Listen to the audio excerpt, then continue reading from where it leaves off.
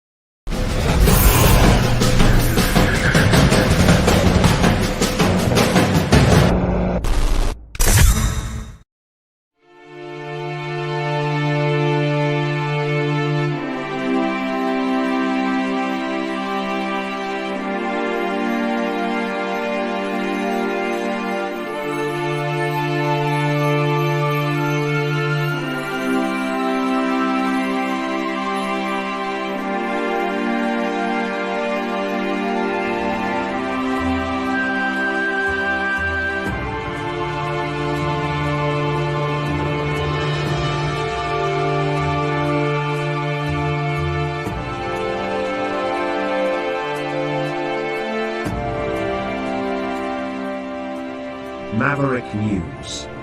The world is watching.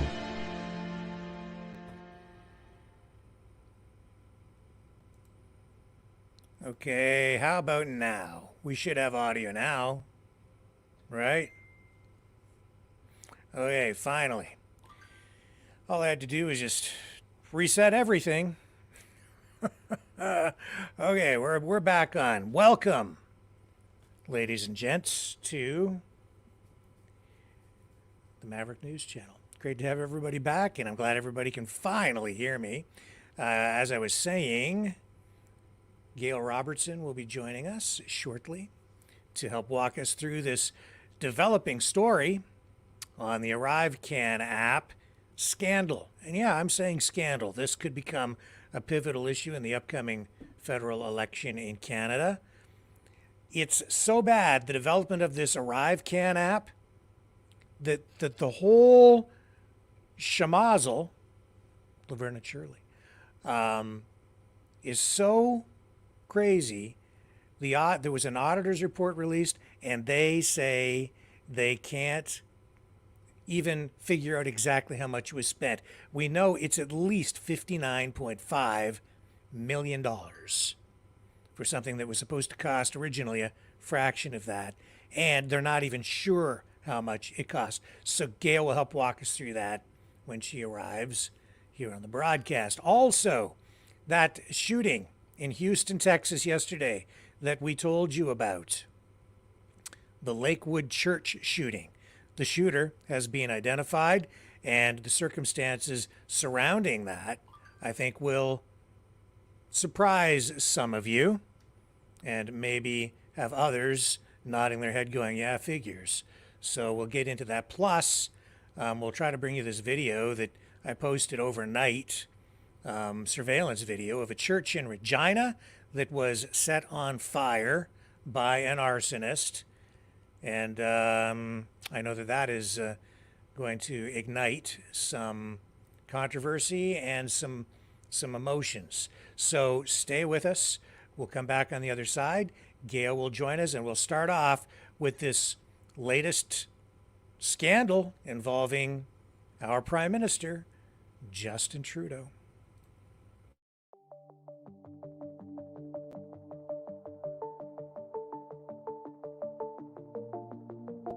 Greetings, brave Mavericks.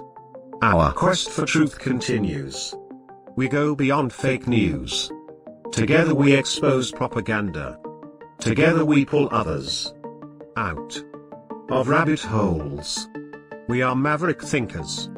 We are all unique individuals, defenders of individual rights and freedoms, credible, trusted, grounded in reality.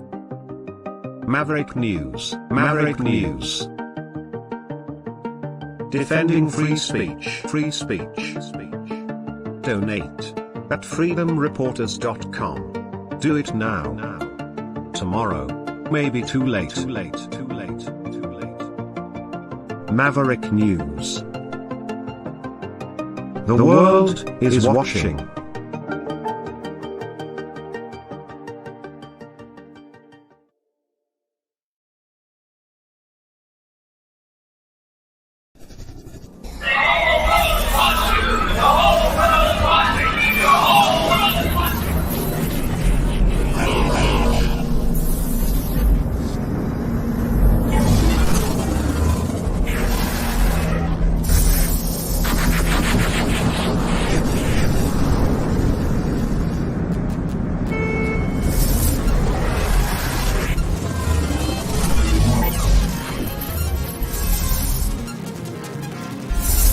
Maverick News. The world is watching.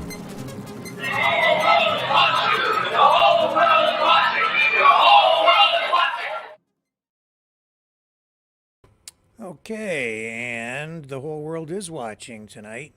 They're also watching Tucker Carlson, or they were, at the World Government Summit.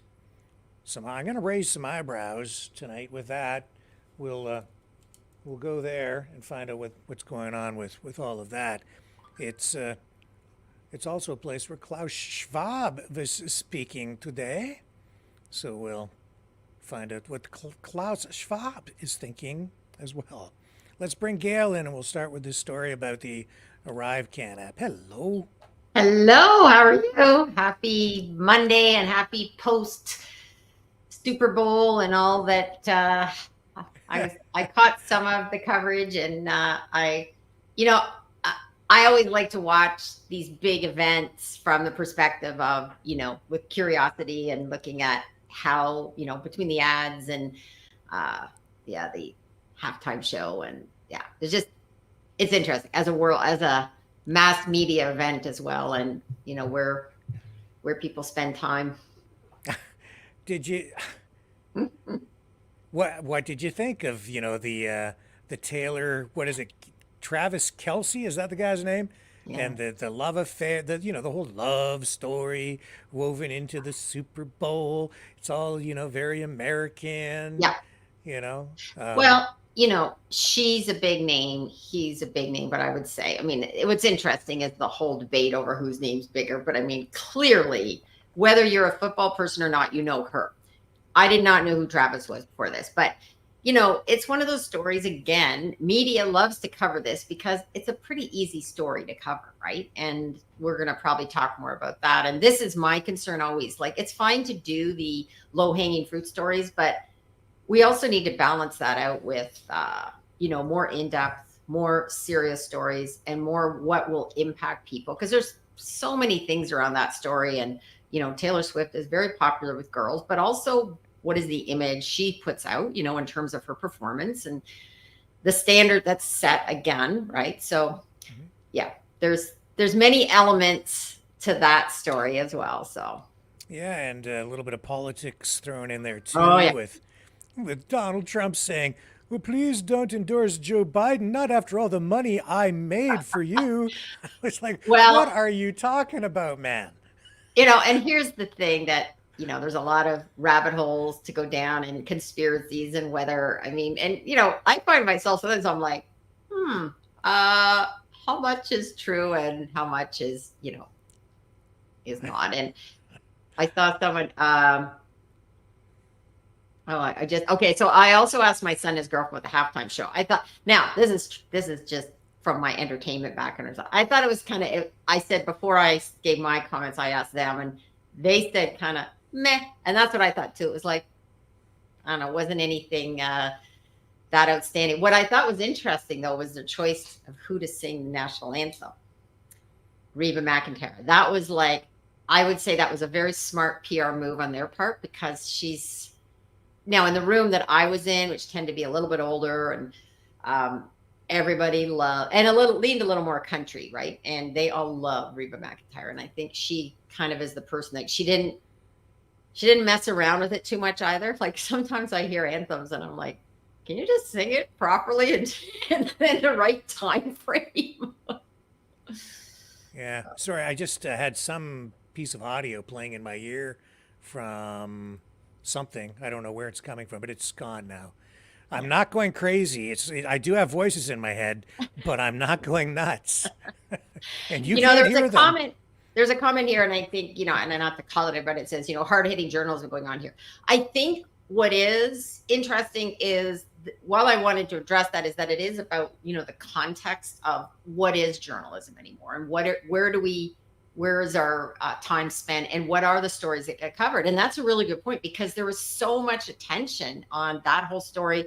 And while there's so many other things that are impacting people every day, and impacting people in terms of, the economy and wars, and it's an interesting time to be in. And I always say that's why I do spend time on X or Twitter, because that's where I do get a lot of my news. And there's certain people I follow, and I curate my feed, and I'm finding I just get a much broader perspective than I would in only listening to other platforms. And of course your show, Rick. Oh, of course. Thank you. So on a more serious note, very serious for Justin Trudeau and the Liberals, is this Arrivecan. Some are calling it Arrive scam. And it just keeps on getting worse for the ruling government. Yeah. Well, this is not really a new story. This has been brewing for quite a while. And I think it's almost, there's no turning. Now that the auditor's report comes out, right, it's sort of now makes it less partisan, but it's been coming out. And, one of the issues I have of late is that so much now has become about partisan politics when it comes from media coverage. And that's where we get into that danger zone, because if this was a different government, we'd probably be seeing attacks would have started a lot earlier. And what I feel is lost sometimes in media coverage is that it's now being, stories are getting more attention based on which politician or which political party. And I really would like to see that removed from journalism. Now, having said that, the other issue is that have we moved into a different world when it comes to media, that now we may need to get our news from different sources. And now you have an opportunity to get, more right-leaning, more left-leaning. Like, we've lost that kind of more, what I would consider more objective perspective. And that's probably why mainstream media is in trouble that it is now, because they've lost their way. And what happened next is there was other organizations, people willing to step up and give their views, and also tap into this new current, digital reality that we're in. Okay. So let's focus on the main story here for a moment, and just kind of walk people through exactly what's going on. So we have the Auditor General's report, and I guess they have found that those that were involved in the contracting, development, the implementation of this Arrivecan app, which they wanted everybody to load onto their phones, the costs spiraled not just out of control, but into the stratosphere. We're looking at least $59.5 million more than previously estimated. Rather, more than, I think they were looking at 54 million or something, which even that seems like absurd. Yeah. But 59.5 million, and they're not even sure if they can track all of the money. That's a guesstimate, apparently, according to an auditor, the auditor. And one thing I know about auditors, they usually will dig around and they are looking for, follow the money, right? They want to see the receipts. Like anybody that's been through an audit knows what that can be like. My concern too is that when you look at, what small businesses have to deal with, I work in manufacturing, and how, when they're living through an audit, it is a daunting process. So that this has come out, and that there's almost, and I don't know if it's just overwhelm that people now just go, oh, another scandal. Oh, well, when this is something that is beyond just, it went from, say, 80,000. Let's say, I was talking to someone about this earlier. So they went from 80,000 and it was maybe up to 300,000, and then it ballooned up to, say, 5 million, right? And you could say, okay, there was other costs, but how they got to two things. One is up to almost 60 million, and they're not even sure if that's even correct, because there's so much mismanagement of the numbers, and that no one is saying, and no one's questioning this, there's people questioning it, but in terms of, this being a call to action now's the time we need media coverage around this, saying, wait a minute, this, pushing hard on, questioning the government. And I think this is more than just Trudeau. There's other people around him. And I wonder if I could just read something that replied to the U.S. I had sent that to you just a little bit ago, Rick. And this is what I think is happening, is that it's much easier to target individual people, whether it's Biden, Trump, Trudeau, Polyev, right? Making it personalities. So this was, I think it was a Republican senator wrote this on Twitter. It says, this election should be about results, not personality. It should be about the future of our country, not a race to the bottom. Because if this general election becomes a debate about who can outlast the other 80-year-old politician, the American people will lose. And, I see this as, we need to apply this here in Canada too, in terms of, instead of it just being about Trudeau, as the media, what they really need to be looking at is asking questions of who was part of this, because it's not one person that did this. This is a whole level of, different government departments, different ministers, that someone has to sign off on all of this. And then we have the other political parties that were wanting to shut down any type of investigation. So instead of just making this an anti-conservative thing, this needs to be set aside all of the political parties and instead look at asking a lot of questions and who knew what and how decisions were made. And we saw just, I think, last week where one of the committees was shut down. I think one of the MPs that was on the committee read out something about bribes, and whoop, all of a sudden they came to halt, and the headline was they shut it down due to a scary report. What? Scary? What are we in high school? That just seems such a juvenile comment, that it's a scary report. And then why don't this is where the media needs to demand that we get this information.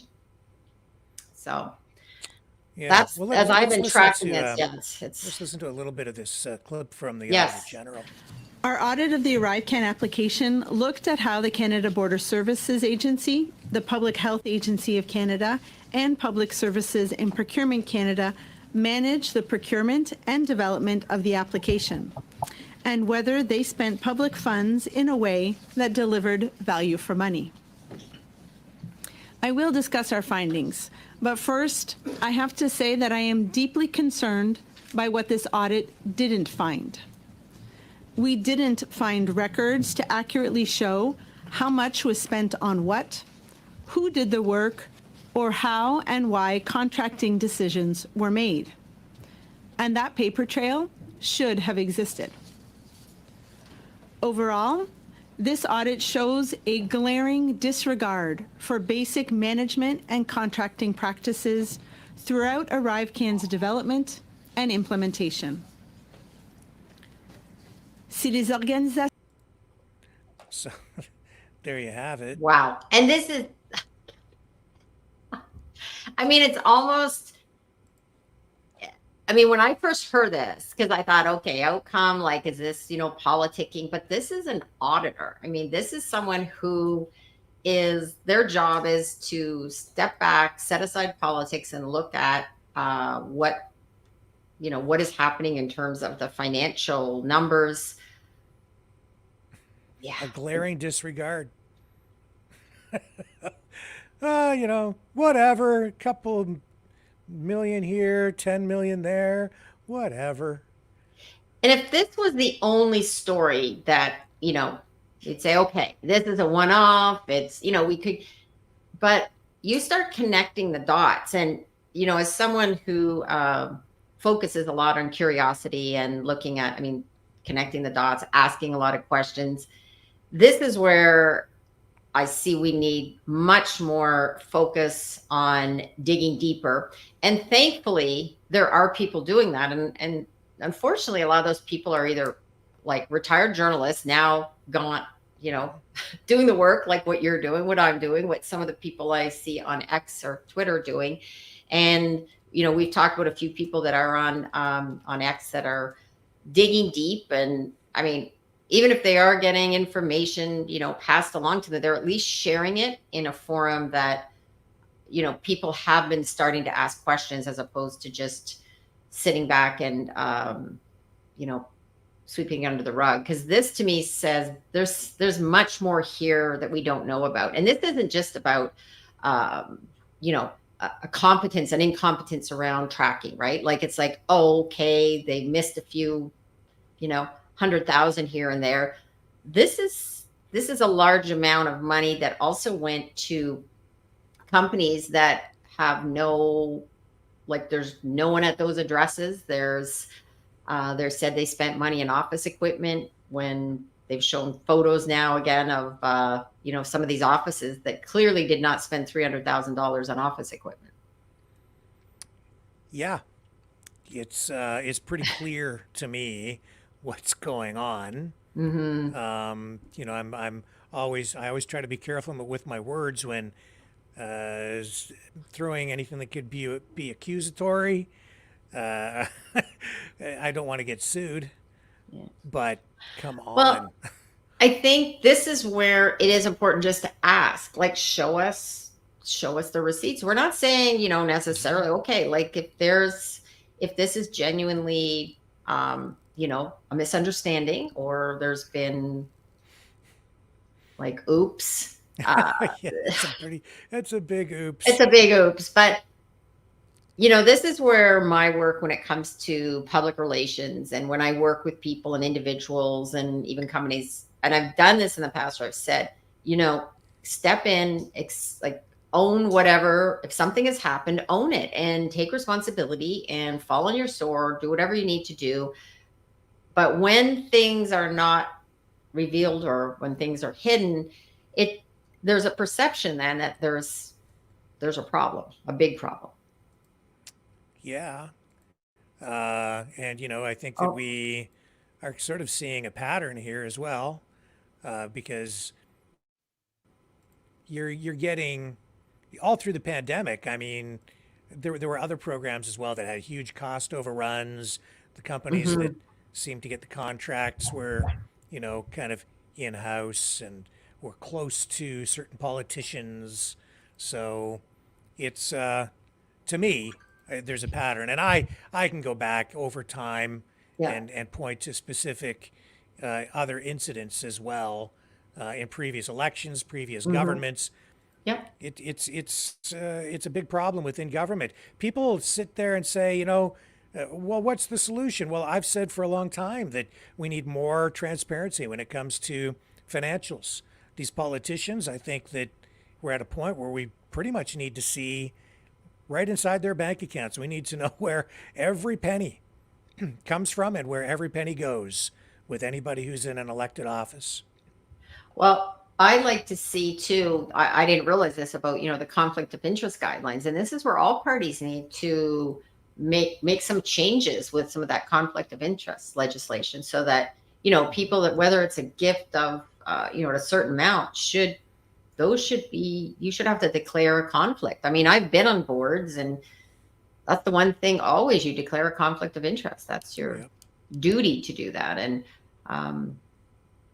yeah, and with politics, and when you're in charge, I think it makes it pretty easy to launder money because you can move funds around. You can have, excuse me, donations coming in as political donations, and then there are major tax write-offs when it comes to making political donations, like substantial, like 70%, 80%. So it's a lucrative thing for some people to get involved in politics, right? Even to set up a political party and turn that into a job. Let's go to question period and listen to this exchange with Pierre Poilievre. And I don't think the Prime Minister was there. The Honourable Leader of the Opposition. The Prime Minister could have followed our common sense plan to fix the budget, stop crime, and so on, but instead he decided to waste $60 million when Canadians can't afford food or rent.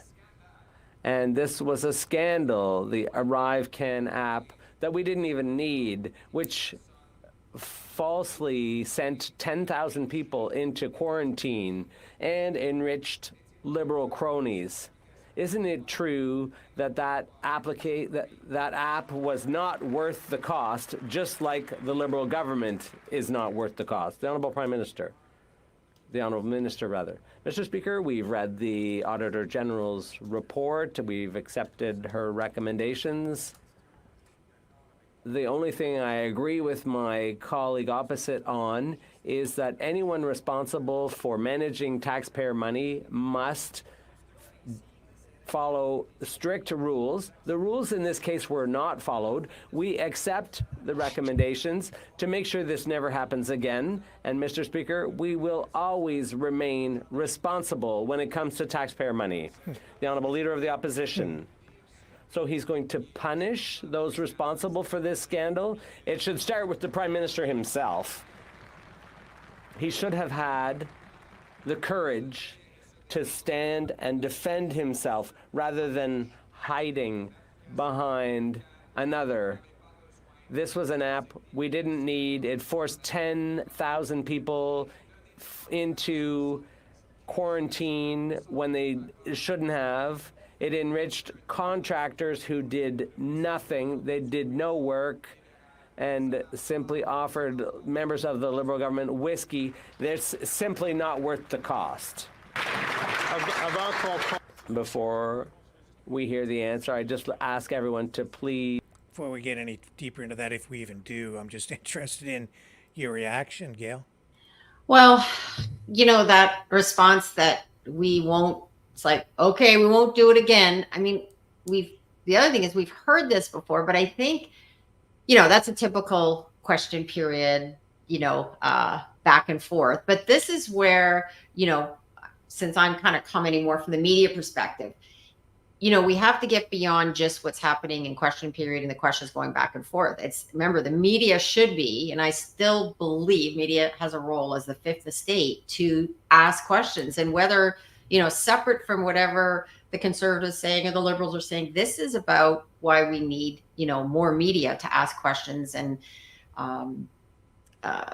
like I said, this isn't a one-off, and there needs to be some connecting of the dots of what's been happening, because this isn't the first time, right, that this has happened. They've, said, okay, we won't do it again, but the word responsibility, we need to take that seriously, and we need a government that takes that seriously. And whether it's, whatever government is ruling, and I was having this conversation recently with someone. I said, this isn't, from my perspective, this isn't some like, this is anti-liberal, right? This is the government that has, across multiple departments. And there's some things that are beyond just like the oops, that are very questionable, that need to be brought to light and discussed, and then figure out what next, right? What's the repercussion for this? I mean, we're watching the polls, but the other item of note here, and needs to also be looked at, is that the Liberals are supported, like Trudeau is supported by his cabinet, and then the broader members, and another political party is keeping this going. And I question even people I know that are, strong NDP supporters. Like, how do you continue to support that? What your party is keeping the current government. Like, there could be election right now, especially over this. Yes. Oh yeah, this could easily trigger an election, because I think that Canadians and I think the entire House should lose confidence in the government at this point. I think this is something that is very concerning, and again, only from the media perspective. And I spend a lot of time reading a lot of different media, following different media, listening to podcasts. Like, I invest a lot of time, so I don't only read headlines. I think, like you, Rick, we spend a lot of time looking and listening to a wide range of coverage. And the other concern I have of late too, when I see headlines that are so similar across all mainstream media, that gives some concern when it's so similar without anyone questioning. And this came up recently, even regarding the, I had posted a kind of a question on X about the Coots case, right? And out in Alberta. But my question was, why was there no discussion about the length of time that they were held in custody without bail? Now, I know that you can't give information from the bail hearing. I get that. But it's interesting that I did hear from someone in mainstream that explained that to me, but I said, no, I know that. My point was, why is there no coverage and questioning about the length of time being in custody without bail? Just asking the question. I'm not, whichever side you fall on, I would like to know what the why, and is this the first time this has happened? And we see so many people that get out on bail and go on to reoffend and do horrendous things. So I was puzzled by that, and I think that's the type of thing media needs to be asking questions, and casting a spotlight on the process, setting aside whether you think they're guilty, innocent, whatever they did. And that was my concern, is that we don't have enough of that curiosity around some of these cases. Yeah.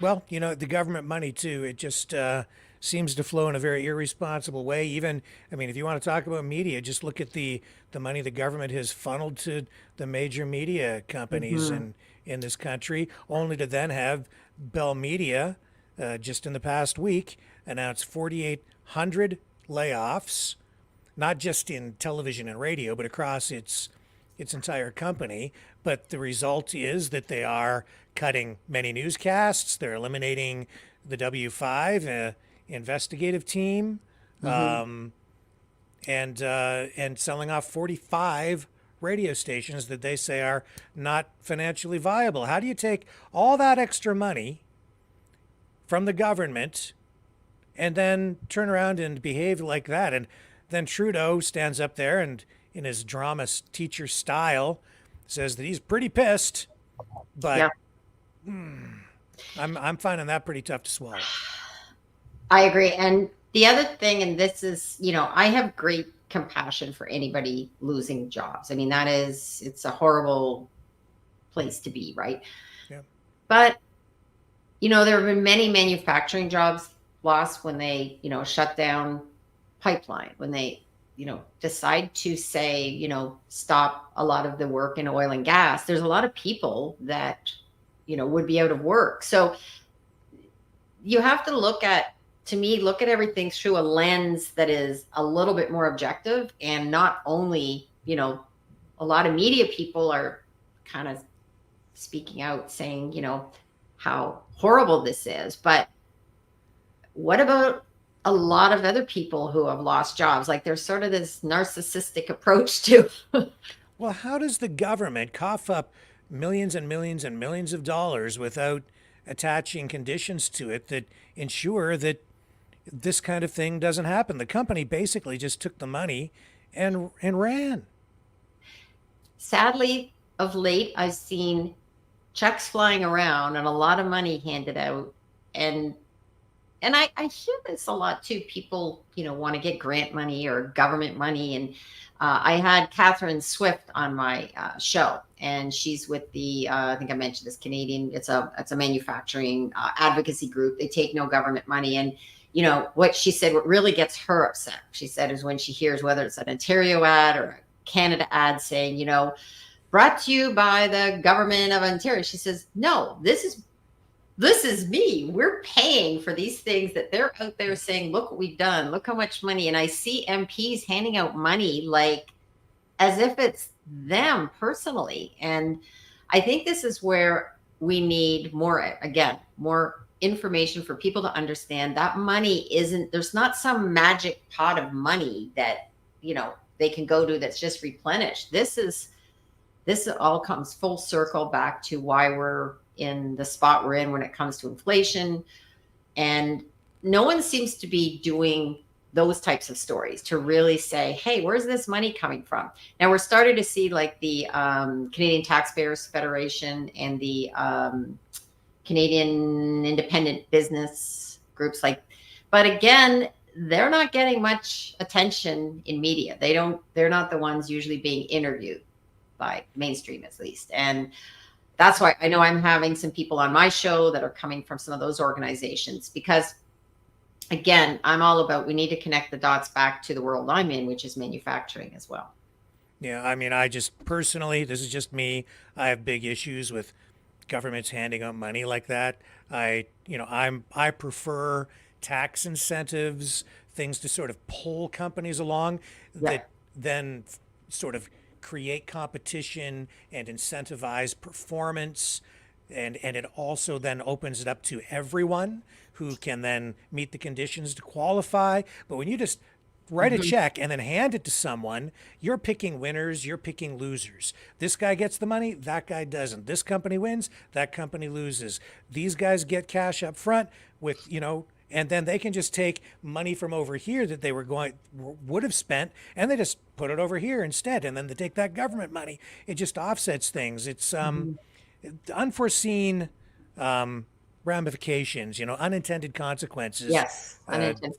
From and this kind of action. Like anything, I'm someone that believes there is a role for certain government programs, and there's also a role, like you said, for incentives. And I often relate things back to parenting, right? And one of the things that I always encourage with my son too was like, that he had to have, if he was we were gonna buy, especially an electronic thing, he had to put in some money. I would put in some money. He had to like work towards it.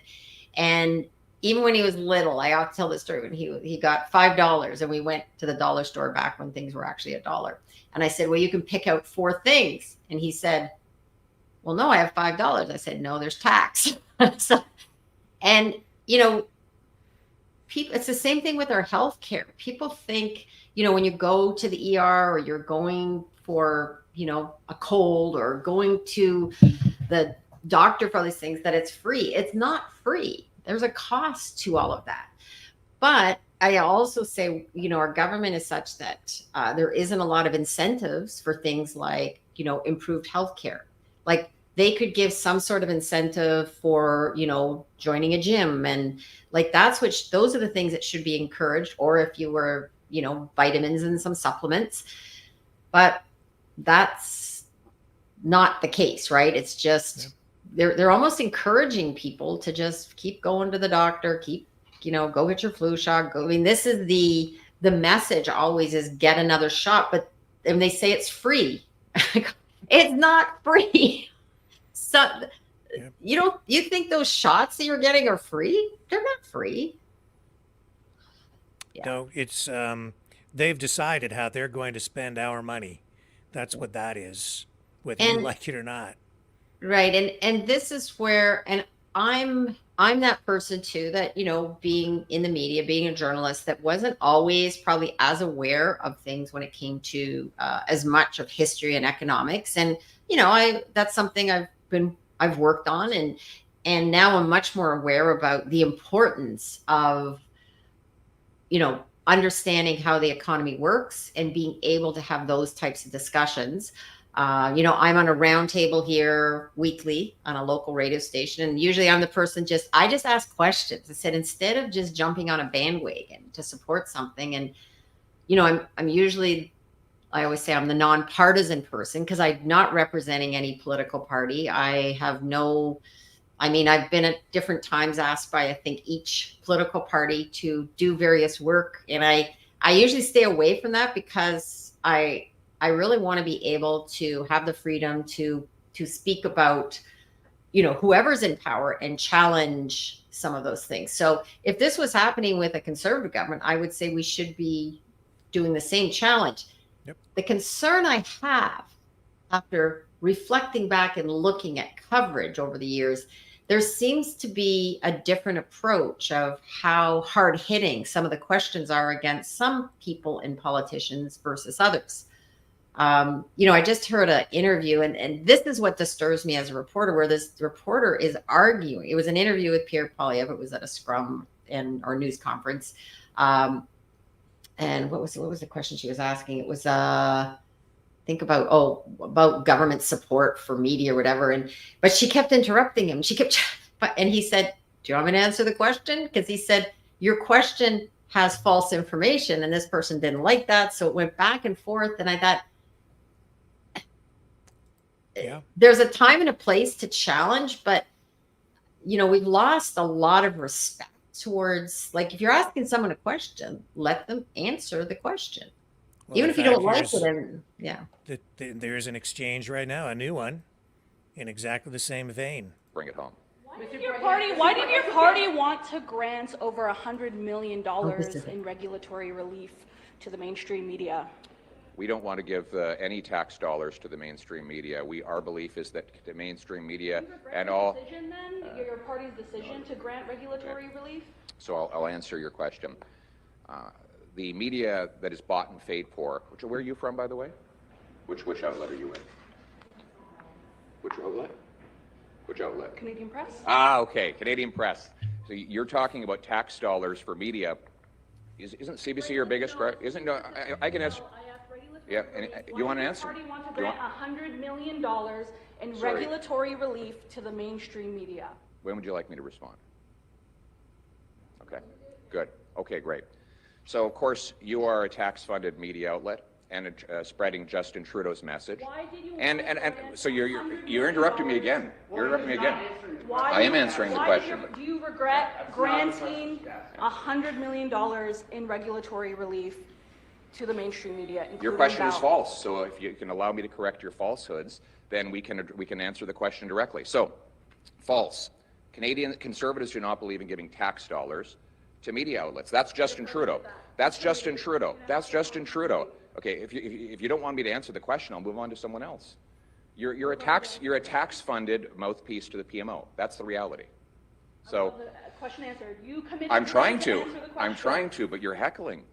Are you going to let me answer the question, or are you just going to heckle on behalf of Justin Trudeau? Which is it? I would love the answer. Great. So our party does not support tax dollars for media outlets, because that's when we end up with biased media like you, who come here and articulate the PMO talking points rather than delivering real news to the Canadian people. Justin Trudeau gave Bell Media and other media tax dollars supposedly to protect media jobs. And then what happened? They all got laid off. So that the supposed justification for giving Bell all this money was that it was going to save media jobs. Well, they all got fired. So I guess that wasn't the real reason for giving tax dollars to the media. The real reason was for him to buy support from the media, which is what it actually did. So we believe that media should be driven by readership, viewership, and listenership. And that's what allows it to represent the Canadian people rather than taking marching orders from the PMO.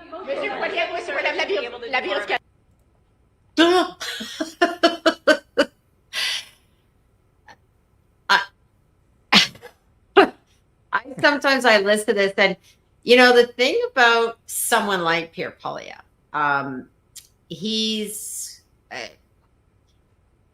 can come back at you, right? Like, to me, if you're going to take on someone like that, I always said, in any debating anyone, there's certain people I'm like, even as a reporter, I'd be like, whoa, that'd be someone you wouldn't want to take on. You better come prepared.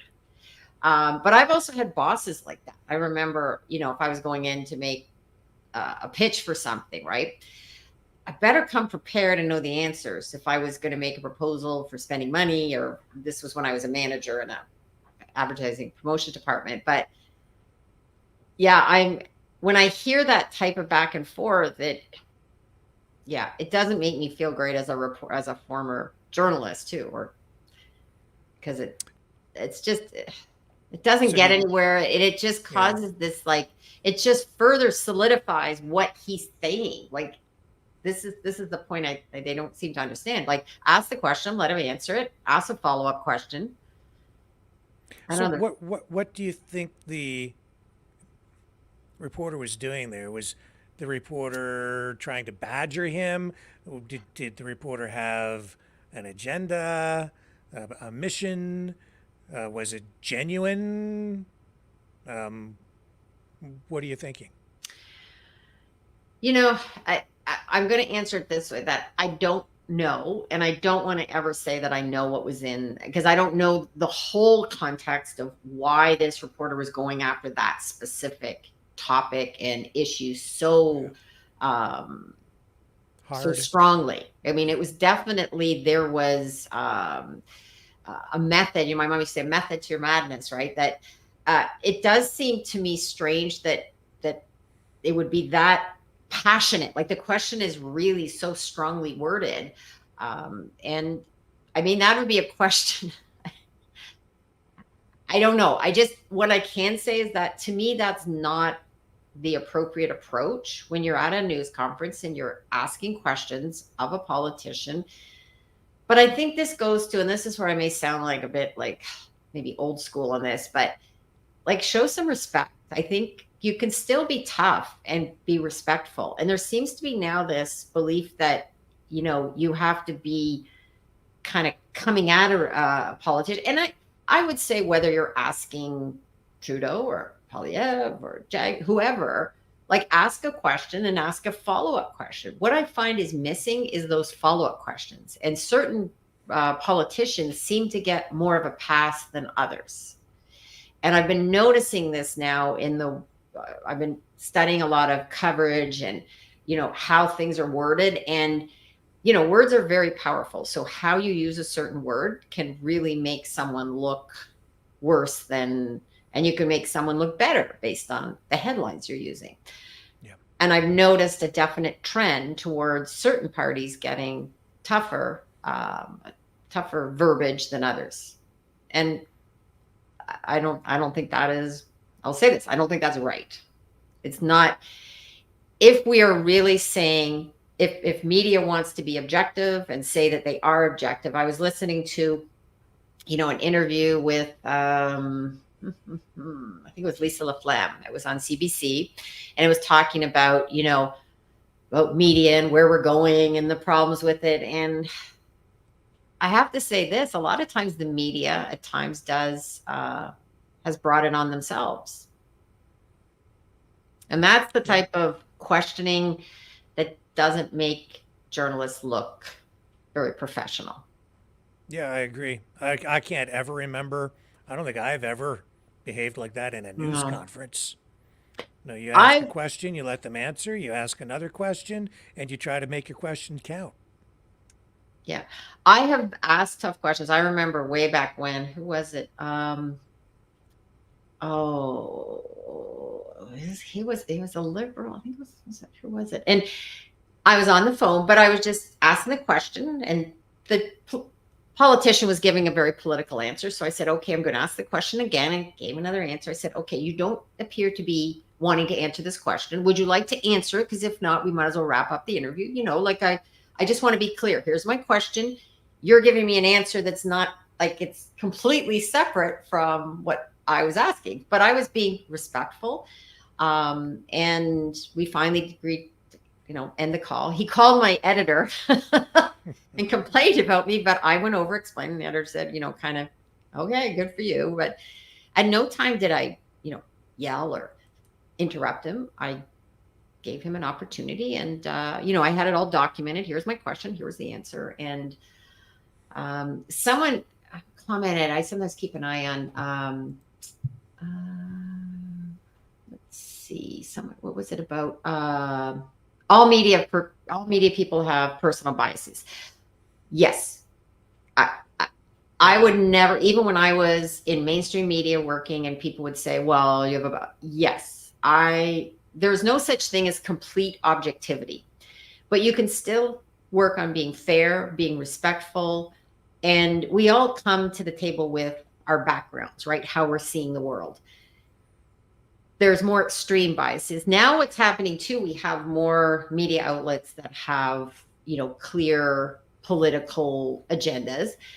But at least if you know that, like, I don't understand why people get so upset about this. And whether it's, we saw it with the Tucker Carlson Putin interview. Okay. And I said, of course it's propaganda. Like, yeah. But why is only one side propaganda? Like, because when we're interviewing any leader, of course, that's propaganda. Like, it's especially during wartime, everything is propaganda. You have to listen to different people, and most people, if you hear different views, people have to make up their mind. Okay, this person said this, and they're right about certain things. Rick, you and I can exchange discussions, and we're not going to always agree on things, but I don't look at it like, oh, Rick, you have complete bias. We won't always agree. When I'm reading the comments, not everybody's going to agree what we're talking about. I'm not going to agree with everything they're saying, but I appreciate when people, make comments and that are at least, I appreciate that, because I think that is true. And I think more journalists need to embrace that idea and not try to pretend that they're completely objective. I'm not objective. I mean, I try to be on my show, but yeah, I'm who I am based on how I grew up, how I've different jobs I've had, people that cross my path. Of course, I have a bias.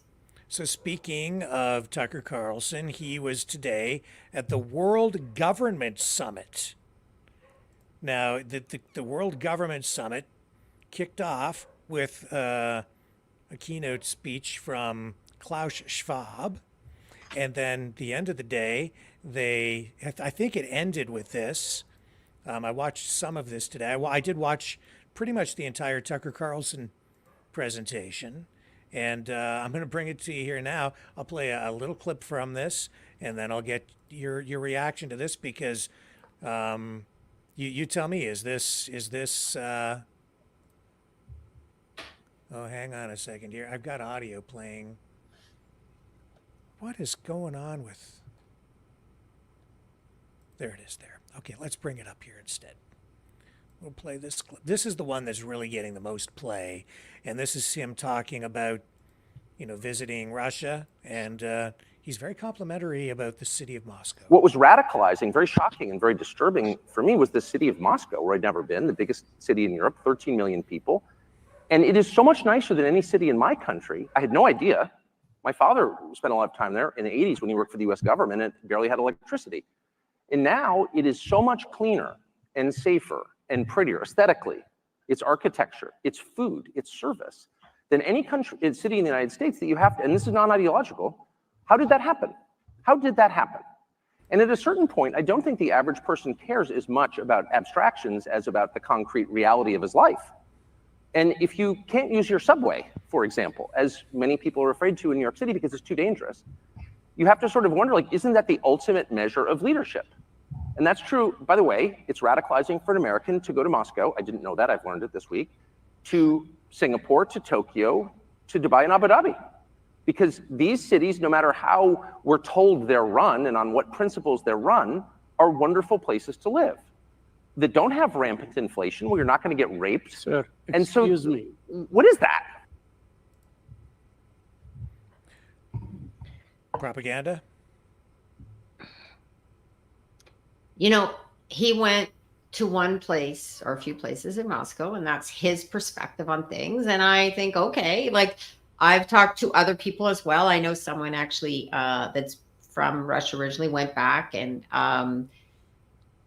you know, maybe had some different views, has a different philosophy. But to me, I'm like, I can listen to that and go, okay, that's one perspective. I mean, where is the line drawn when it comes to what is propaganda, what isn't, right? I mean, that interview with Putin, I don't know, I found it interesting to listen to and just as I would any, you know, major interview like that. But I found it also interesting that because there was such a focus on being told not to listen to it that, oh, I'm listening to it now because it's like when they, you know, banned books and that. I remember in high school, right? The one book they told us they couldn't make us read. Everybody went out to go get that book, right? Yep. It was a Margaret Lawrence book too, a Canadian author. So just because it had, and that at the time it was like there was this racy scene that was kind of a sex-based scene in The Diviners. So yeah. You know, he went to a city, he described it, and he said it was better than, you know, cities in America. Now, I might disagree. I've traveled in the States and been to some really nice places too. And so that's maybe, I Depends think on it's where you go. Yes. And then there's, you know, there are also the questions that surround how does that happen? How do they keep the city that clean? I mean, what do they do with their homeless people? Are there just no homeless people, or do they euthanize them? Like, we don't know. I don't know what is. So it might be great to have a nice, clean city, but there might be other issues. This is where we, you know, when we hear these interviews like this, it's one person's view of things. Just like when, you know, when I was reporting, you'd go cover something. It's one person's view of a story. There should be some things that are fairly consistent, but this is why you need to allow different viewpoints and have different, have a diversity of views, not only a diversity of people.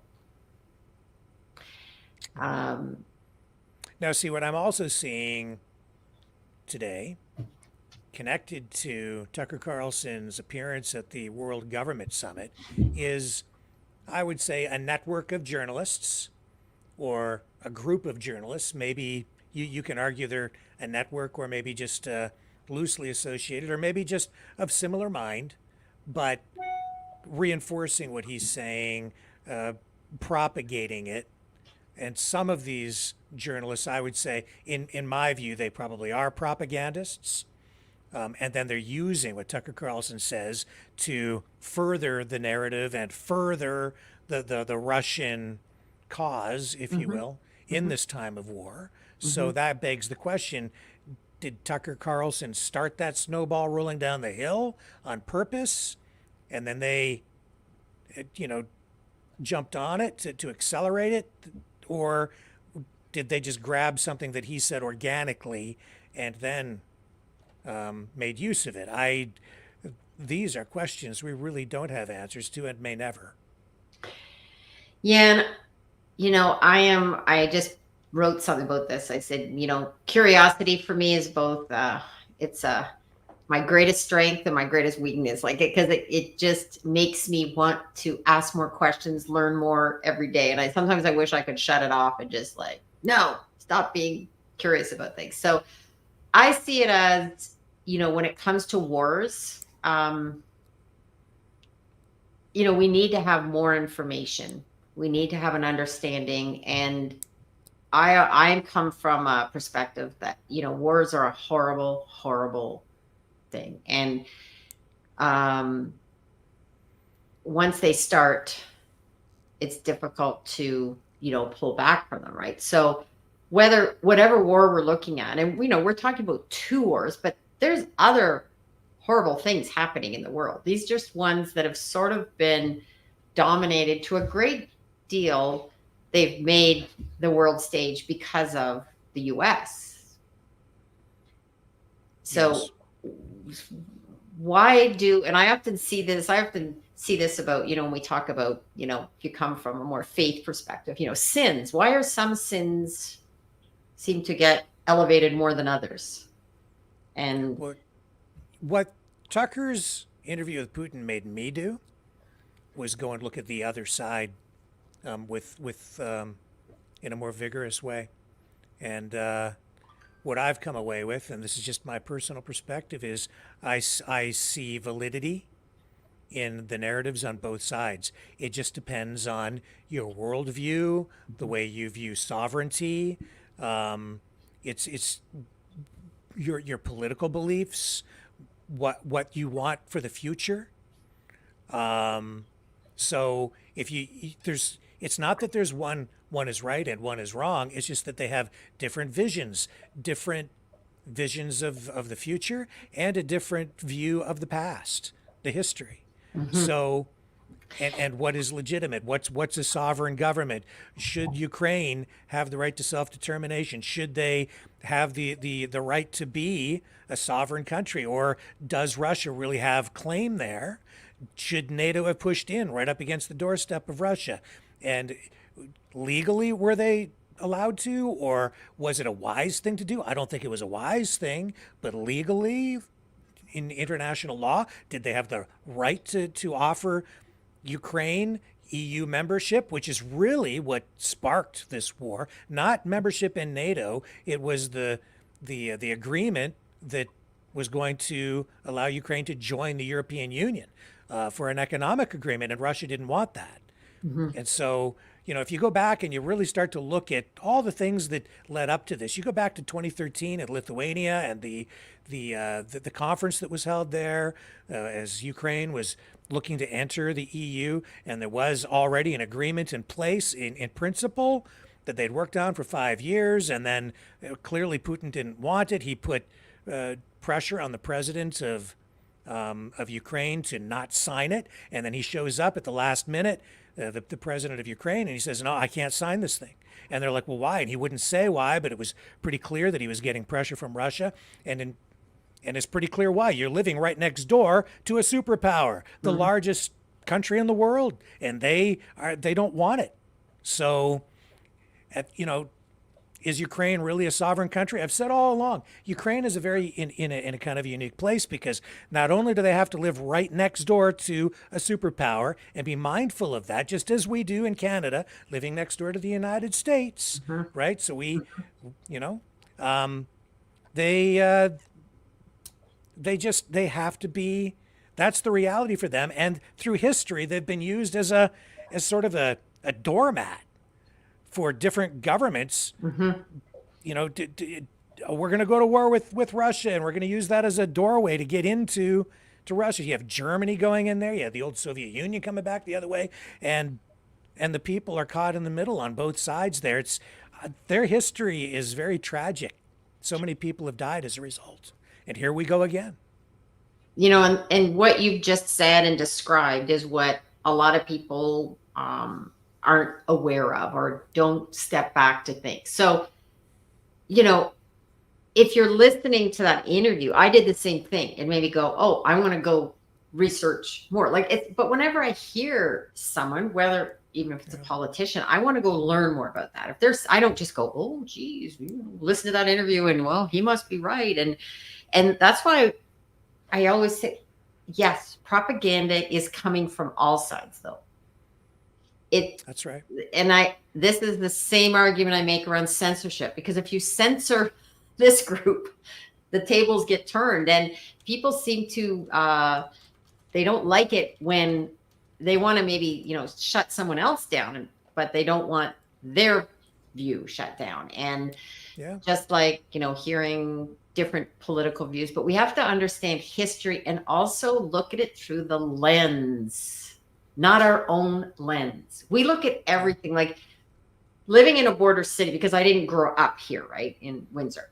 Living in a border city has taught me to see things like, I come from a little bit more the other part of, Canada or Ontario. And so a lot of the US news, I try to always think of it as through a lens of a Canadian lens, but, and then be aware though, that if I'm looking at news in Michigan, it's going to be different than Ohio, different than California, different than Texas. And people in Canada, even when it comes to firearms, we're used to in Canada, one rule across Canada. In the States, it's different state by state. And it's a whole different philosophy of understanding, I just use guns as one example, but there's many other things, whether it's drugs or all sorts of issues. You have to understand the culture. And as much as we're like the US, we're also different, and people forget that. And I think, so just imagine trying to understand some of these other world conflicts, and we're looking at it through our lens. That's why we have. Well, certainly here in Canada, and I think in the United States as well, people barely know their own local or even national history, let alone Russian history or the history of Europe. We're sadly lacking in that area, and I think there's a lack of education when it comes to economics, politics. It's difficult for people to assess things when you don't really have enough grounding. Not to say that people aren't educated, because we have some very intelligent, highly skilled people, but people tend to specialize and focus in their areas. And when it comes to these other issues, I think for the most part, people are busy living their lives. They don't have time to dig into the nuance of a geopolitical struggle or even a war. They've got to put food on the table and go fix the pipes or fix that guy's car, or go to the office and type on the keyboard to provide some service to somebody, or do whatever people are doing. Yep. And I just said this to my son. I said, the reason I'm questioning back to the Arrivecan app situation and the media coverage and what's happening, and the reason I want to push for it, I said, I'm doing this for you and your future too, because you need to be understanding and asking some of these questions, because there's, again, I read a stat about how much more money people like my son's generation, how much more money they're going to need to be making, and what the, when will he ever be able to get a house? It's such a different time. And if that generation doesn't understand the why is this happening? And I know you got to go soon. And so first, I want two things. I want to first get your view on whether you think this Arrivecan scandal will be a major issue in the upcoming federal election. And then I want to run this surveillance video of this guy setting the church on fire, and get you to comment on that as well. But first, give me your view on the Arrivecan scandal. Yes, I think it is going to be, depending on when. Now, here's the thing, depending on when that election gets called. Now, as all of this information starts to seep out, I really question how other parties can continue to support the Liberals on this. That's number one. I also know, who knows what happens between now and the election, right? But I do think the Conservatives will certainly keep this issue alive. And it's pretty hard for this to disappear, especially when you have the Auditor General saying the things she said. I mean, that was pretty aggressive commentary she gave. Yeah, complete, or what was it? Willful disregard Yeah, I mean, she for didn't pull accounting. many punches there, which, I mean, it could have been soft pedal more. I think she knew, like to me, if she's saying that, it's so much worse than what we're even knowing. Because, most people I know in that kind of realm, financial auditors, tend to err on the side of being more careful. They're not going to go to embellish things, they're not like, they're not like those PR people. Uh, so I say that tongue in cheek, but yeah. So when I hear a financial person saying something, I'm leaning in, going, it's probably a lot worse. Yeah, so it seems like this is something that is likely to linger for months and be a real problem for Justin Trudeau over I'd say the course of at least the next year. And do you think we're going to have an election within the next year, within this calendar year? When it all came out about, the Chinese interference, I thought that was going to, like, I keep saying, oh, this will be the reason. And then, nope. And then, oh, this will be the reason. So I'm at a loss. I'm at a complete loss to see how we ended up where we are now. And the difference with this, though, as more information comes out, I think there's a lot more. Yes, and we're both being careful about this, but there's a lot more information yet to bubble to the surface that is not just around what I call the oops or the geez, we put the money in the wrong column, or I'm not a finance person, but it's very questionable. There's a lot of questions that need to be asked about where that money went. And what's interesting is there were people, it looks like people were paid, but there's no, where's the work they did? Now, it'd be different if they came out and said they paid people and they have all saying, here's what we did. We looked up these software things and we spent money on IT stuff and we had to go set up a server room and they showed, and we could say, well, that's a lot of waste. But the question is, right now, what seems to be coming up is that money was being spent and there's no evidence of any work being done. Empty offices that maybe don't even exist, where, money that's just not accounted for, period. Where did it all go? Because there's a difference between wasteful spending and funds that simply can't be tracked. Right. And someone said this to me, this happens. It's not like we should be shocked that like people, friends get, they get here's a gig that you get and we'll maybe, embellish, give you a little extra. This person said to me, if they're going to do that, you think they'd go like, from 80,000 to a couple 100,000, maybe 5 million. We could have went, well, but 60, like, hey, if you're going to, I guess if you're going to, I won't say anymore. As I said earlier, to you today, it brings back memories. The big one for me is the $1 billion boondoggle. That was back, when the Harper government came to power, and that was one of the major issues in that election. It was $1 billion that they couldn't account for. The Liberal government at the time, $1 billion. It was like, how do you not account for $1 billion? It just goes poof. It's like, where did it go? And as a result, that helped propel at the time Stephen Harper to power. But even now, this is why Canadians, it's our own fault because we don't pay enough attention. If I went down the street and I asked people about the $1 billion boondoggle, I guarantee you I would get 100% of the people on the street saying, what are you talking about? They would not even remember it. And that's $1 billion gone that was never found, even to this day. $1 billion. So 60 million, I guarantee you, that's just a drop in the bucket.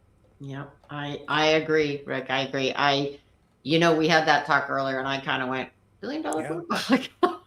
Yeah. And that was from years ago. So let's move on to this church thing. So this guy in a mask caught on a surveillance camera, dumping gas in what appears to be the doorway of this church in Regina. And police obviously have released this surveillance video that we are about to show you. It happened, I believe it was it Friday that it took place at 2049 Scarth Street in Regina, and then this guy sets the gasoline on fire and starts the church on fire. So let's take a look and see what this guy looks like.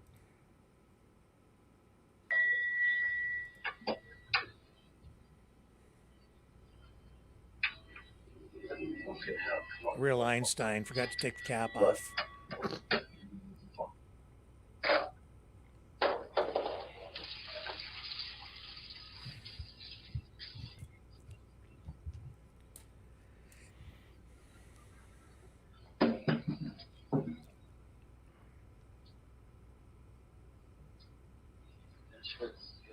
Really, really bright guy. Just about sets himself on fire here. Yeah. Oh shit. Yeah. Idiot. Oh my God.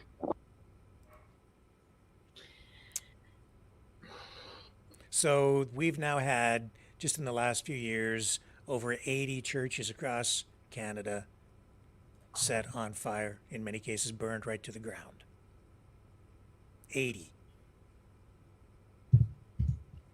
You know, that this goes back to what we were talking about, you know, again, connecting the dots, asking questions. Why, you know, why has there not been more stories talking about 80 churches, right? We've seen it, you know, again, this goes to why are certain, even with protests, right? We've seen protests now. Why is the coverage different, or why is there an allowance for certain things? I just saw in Oakville on the weekend, you know, someone had climbed up onto their a post where they have a center clock, and there's a Canadian flag, and there was someone climbed up with Spider-Man, I guess, and Spider-Man outfit, completely covered, and put the Palestinian flag over the Canadian flag. Yep. And then we saw that groundswell of anger when there was a Canadian flag placed on Terry Fox statue. Mm-hmm. That's where I go. Listen, we need to be consistent. If there's going to be an outrage about something, why are certain things getting more outrage than others? And to me, you know, any damage or desecration to any sort of religious, whether it's a mosque, a church, a temple, anything, right? That should be treated with, like, that to me is just horrendous. Like that's one area where people, I think, should just, whatever you may think of whatever religion, like that should be also investigated and treated the same. But I think we've seen, you know, certain stories higher on the list of coverage, depending on whether it's maybe a mosque versus a church. And, yep. You know, I hear this a lot too, you know, the anger towards, you know, based around people who are Christian. And and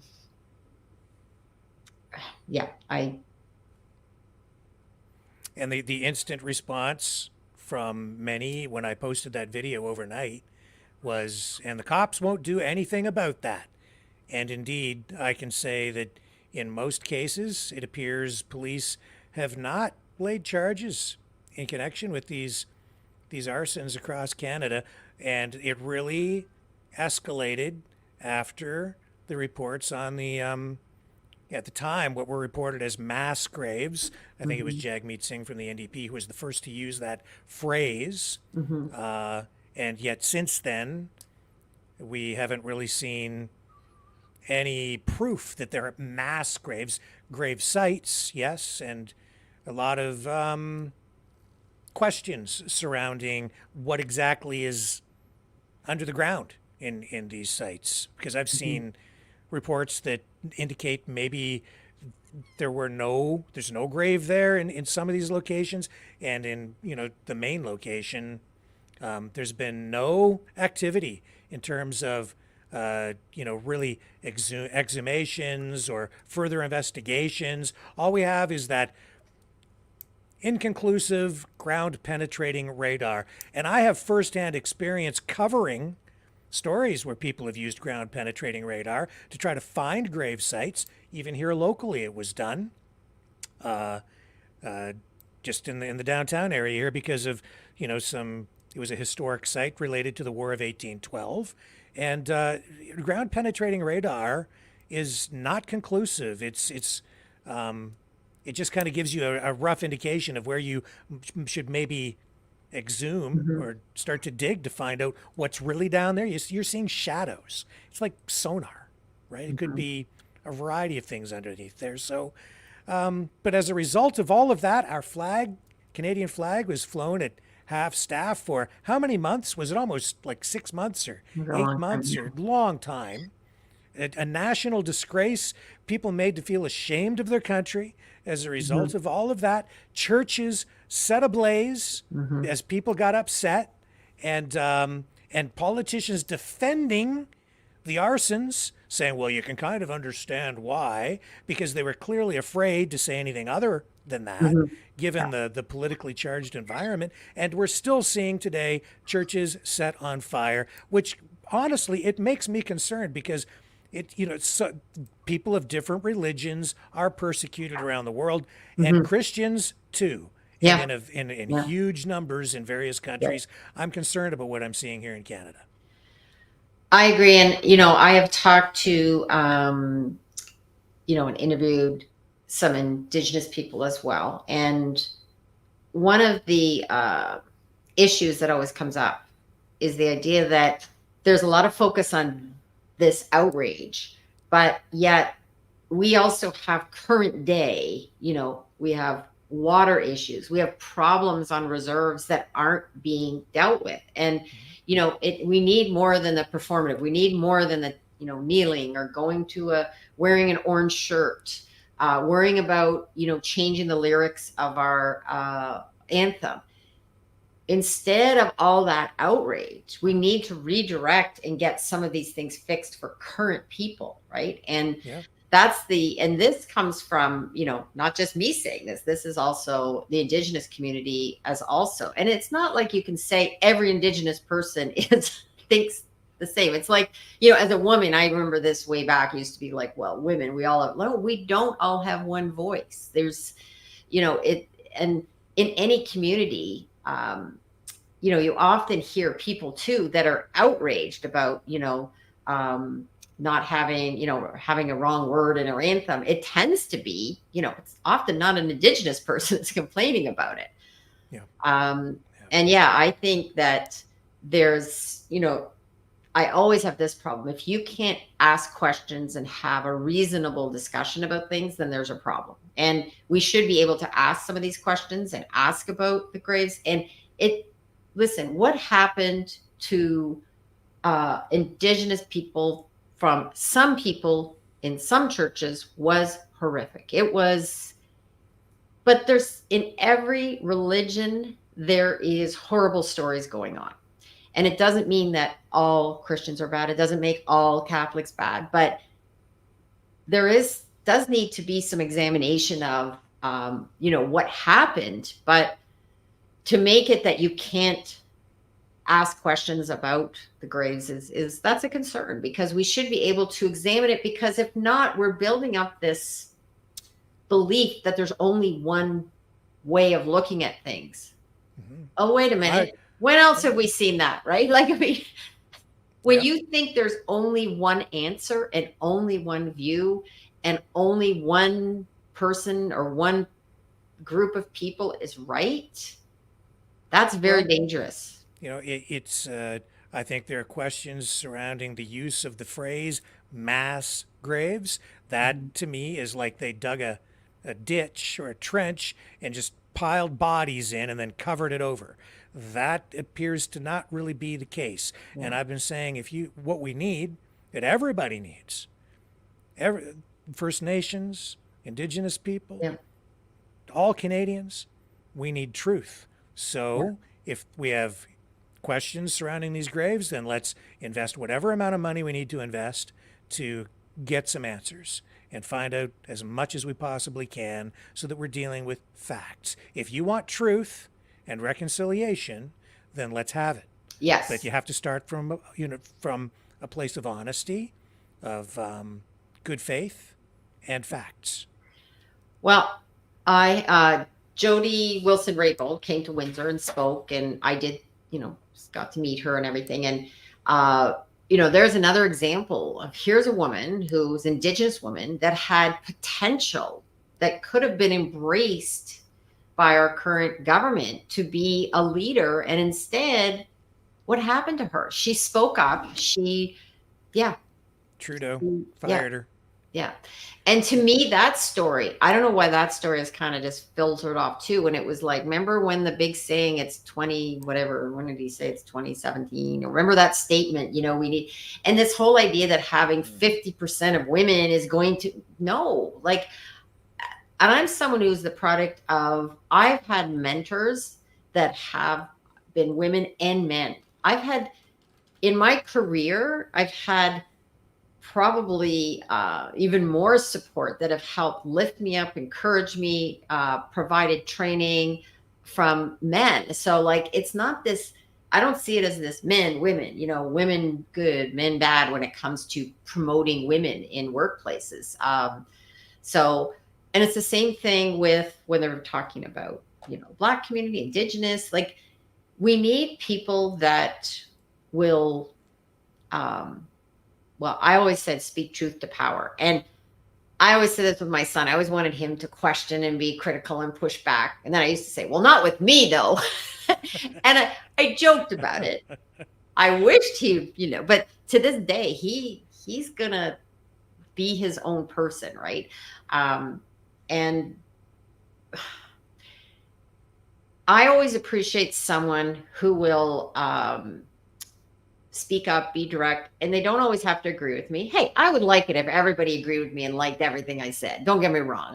And so I look at the comments. Sometimes I'm like, oh, they said a nice comment. And then I read another one. I'm like, ooh, ouch. But I like when people are asking questions and challenging, right? So for all the people commenting, I do try to read the comments. I mean, and I like when, when there's a challenge put out, and that, I see some humor in here too. I can see there's some, tongue-in-cheek type comments, but there's also, and then there's some ones that I'm like, I don't know what that means, but I do appreciate the people who ask some questions, like the person that commented about, all media have bias. Yes. And I used to shock people back in the day when I would agree with them, because I think they thought I was going to defend, and I'm like, no, like you, and they, one time someone came up to me and said, you can't believe everything you read in the paper. And I said, no, you can't, and you shouldn't. And they were so shocked that I said that, because I said, why would you agree? Like, it's just like what we said, listening to the Putin interview, or listening to Biden, or listening to Trump, or listening to Pierre Poilievre. Like, of course you should listen with curiosity. Listen. And to me, I like to hear different answers and perspectives. But I also have gone and done research. I've researched Pierre Poilievre on some podcasts talking about the economy. And I've challenged people when they say, like, if they say he's stupid, I said, okay, you may not agree with his politics, but he knows about the economy. So, but I would go, if I could, listen to some of the other people too, but it's a little harder to find some of those. But I want to go and learn about different perspectives. And this happened with Joe Rogan. I used to think Joe Rogan was a bit of a knuckle dragger, and I believed what I'd heard about him. So what I did was I went and listened to some of his podcasts. So I've listened to, as I said, some of these longer interviews, and I would just encourage people to do that. Go listen. If you think you disagree with someone, I would say go spend some time, find them on a podcast and listen to what they have to say. You may be confirmed that you go, yeah, that person I don't like them, but maybe you'll be surprised by what you hear. I'm afraid to ask what you thought of me before you took a closer look. Well, do I have blood on my knuckles? Yeah. No. As you know, I'm a guest on different shows. Actually, I'm on another show this Thursday night, which is like completely different than yours. We're going to be talking about clarity and messaging, right? So that's really more my other world I work into, talking about, branding and getting your message out. I'm on a roundtable on mainstream media radio I'm on your show. Like I think I'm someone who is curious about a lot of things, and I don't have to agree with every time I'm on a show. I don't agree with every time I'm on a different show or being interviewed by the person. I mean, but isn't that healthy to have? And just like everybody, why did everybody think Tucker Carlson had to embrace everything Putin said? Maybe he did. I don't know. Maybe he did. Maybe he didn't. But I bet you there's a lot of reporters, if they had a chance to interview Putin, do you think they'd go, oh, no, I couldn't interview him? Are you kidding me? There's not too many journalists that if they got tapped on the shoulder and said, hey, Putin has agreed to do an interview with you, do you think they'd say no? Mainstream media? Oh, I'd go. Of course I would go. But I think even a mainstream media journalist, if they were told they could have an interview with him, I bet you in a minute they'd be over there. Yeah. So I think, the issue for the critics is not that the interview happened so much that it's who did it, because they don't trust him. Oh, hello. This is exactly what I said too about whether it's like, Joe Rogan, and yet Joe Rogan continues to attract a greater audience. I'm one of those because I've listened to his longer interviews, and he doesn't agree with all of his guests. Sometimes he challenges, but what I like is that he gives them an opportunity to speak, because he's had people on and he lets them speak, and then he'll say why he disagrees with them. He gives his view, then he lets them answer. And he's willing to say, oh, you know what? I used to think this. Way back, I was this person. Now I did my research and now I believe this. That's the kind of people I respect and why I listen to him. And I have people in my circle that think I'm like, as soon as I say Joe Rogan, they just like almost can't believe that I listen to him. And I said, well, go listen and then we'll come back and talk. Now I skip over, I don't listen to the MMA ones because I'm not a big MMA person, but and some of the comedians, sometimes I listen, but he's had Oliver Stone on, he's had Robert Kennedy Jr., he's had Robert Malone, he had Aaron Rodgers. I am an Aaron Rodgers fan, by the way. I see. But you know why I say that is a little bit related to football, because I'm not a big football person. But what I like about him is that he does his research. He's an interesting thinker. He does a lot of work and research on his health and how to be healthy and some approaches to recovering from injury. And that's what I find. I appreciate that about him, whatever you may think of anything else. I like that he's very curious. I like curious people. That's the other thing. I mean, curious people fascinate me because they ask more questions, they push back. And that's, Rick, what I like about, when we're talking. You're also, a lot more history than I would on things. So I like to listen to you when you're explaining some things, because it's another perspective that I need to learn more about too. And that's, yeah.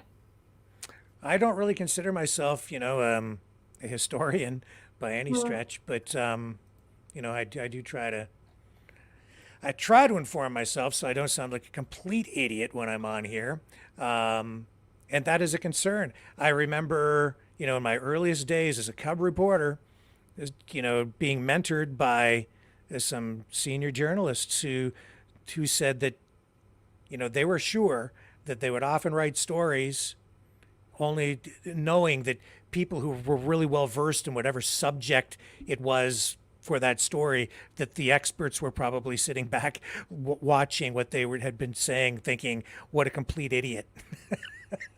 Right? Because we're not experts as journalists in these fields. We're just the eyes and ears of the public doing the best we can to convey information and all sides of a story. So if you sit there and try and spout off with an expert viewpoint, often you get caught. So I often say I do not know things. I'm the first to say, help me understand this, help me explain it. I'm doing now work in manufacturing, specifically in mold making, and I've just written a couple of things, and I'm pretty happy about things because after a couple of years under my belt now, I was told by a magazine editor, like, wow, this is really well done. It's well written. It's like, I was describing machinery and equipment and I'm like, but what I did was I went to people that sell these machines and I said, explain this to me. And then I have to just kind of revise it. And I had him review my content after, and he said, wow, like I had done a good job. So that's the kind of thing as journalists. This is what we should be doing. We should be going to a diverse group of people, getting different opinions and views. And then your job is to bring it all together and say this and this, this and this, and explain things for people. Yep. That's kind of the ideal. Before we go on, and I want to ask one of your commenters, because I'm curious what, I think it's Big D. He says, I get more detailed news than Joe Rogan, dozens and dozens of smarter people saying the same, giving out more information. Rogan, I would be very interested if you could drop where you get that information, because I would love to know more about if there is someone else that you're following or information item. So that's one of the commenters. And it's not that I listen to everything Joe Rogan says and goes, oh my God, he's one of many that I listen to a wide range of podcasts. The Free Press is another really good place that I get news from as well. It's an online, it's called thefp.com, thefp.com. Barry Weiss, who was one of the 3 that was part of the Twitter files. To me, the Twitter files just confirmed that everything that I thought during the whole pandemic, it confirmed that I wasn't losing my mind, that there was an actual attempt to keep information suppressed. Because there was, you start to think, people like us, Rick, right? And I mean, people like us in terms of we come from the more traditional journalism training, which is, you try to keep your own opinions out. You go interview people, you go to various experts. You don't rely on the same people all the time, and you try to get different viewpoints, right? So lost my train of thought there. Well, I'll tell you, I agree with you. Where I'm at right now with things, though, is I'm also seeing that the pendulum has swung both ways. Yeah. So we're getting real polarization even on these issues like the vaccines. And yes. In my view, I'm seeing reporting or information coming out that is it's just so extreme on each side. Yeah. But the other side is also using it, I think, for political purposes. And we're not always getting actual factual information over there either. So it's becoming increasingly difficult to really find the truth. Yeah. The other thing is there's lots of talk about the why people, from certain deaths and that. But here's what I think it's usually never one thing. It's a multitude of things. And I've been listening and researching a lot now on the various food we're eating, processed foods, plus if you start connecting the dots again to why are there, whether it's cancer or whether it's heart issues, it's a combination of factors, not usually one thing. But I do know this: if you have a shitty immune system, that's going to be a problem for you. It's just now, some of it we can't control because it's just the air, and it's pretty hard to eat completely as a purist, right? But I do think our food is. I'm more and more starting to really understand what we're eating and ingesting, and the level of processed foods and what's in that stuff. When you look at ingredients that have a long list like that, I go, I can't pronounce the words. Yeah. Yeah. I'll eat that. How bad could it be? It's probably made from crickets, but looks pretty good. and that's probably the truth. Yeah. Even now, there's that cricket factory, farm, whatever you call those things up in London. It's a real thing. It's actually there. And when I tell some people that, they want us to eat crickets. Yeah. They're like, what are you talking about? That's not true. No, it's right over there. Just go down the block, turn left, and the cricket farm is right there. You're crazy. There's things, whatever. and we all know there's things we thought were completely awkward. Yeah, I here's saw a another- video of Nicole Kidman eating bugs. Yeah. They want you to do it. You're crazy. Okay. Someone dropped a comment that I think they're referring to Jody Wilson-Raybould as maybe not all good. Listen, there are very few people, including myself. We're not all good. We're not all like I was referencing a very specific. I'm not going to be here to say she's 100% pure. Just like people used to say this about, Mother Teresa also. Like we like to put people up on pedestals, and I always say be very cautious about putting anyone up on a pedestal. So I think her case is more just very specific to when she did speak truth to power, what happened to her. Like that's one example. But I think anyone, is Joe Rogan proving? No. Like there's anybody that I'm referencing are people that here's one lesson that I've learned. Take the best, leave the rest. And on that note, I know you have family stuff to attend to. Yep. So, Gail, just before you sign off, just to remind people how they can find your work. Well, if you go over to YouTube and search Curious Minds with Gail Now, you'll find my show. Please go and listen. There's a couple people we referenced today that I've interviewed. Melissa Mabarkey was a really good interview. She's an Indigenous woman working in oil and gas. And we also did talk about that whole, performative issues around Indigenous, and because she grew up in poverty, and how she now is working in oil and gas and she's not an all or nothing person. She believes that there's room to improve on our environment, but also using technology and being more curious. I think later this week, I'm going to be interviewing someone from the Canadian Federation of Independent Businesses.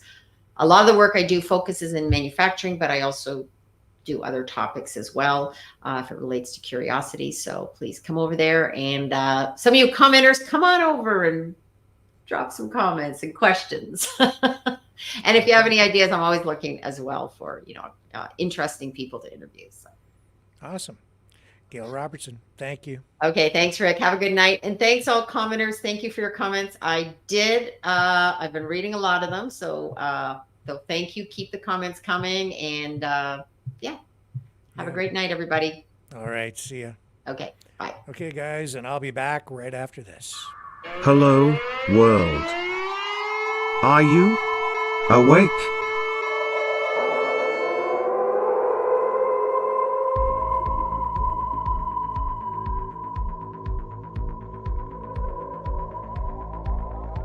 Uniting humankind by liberating millions of minds at a time.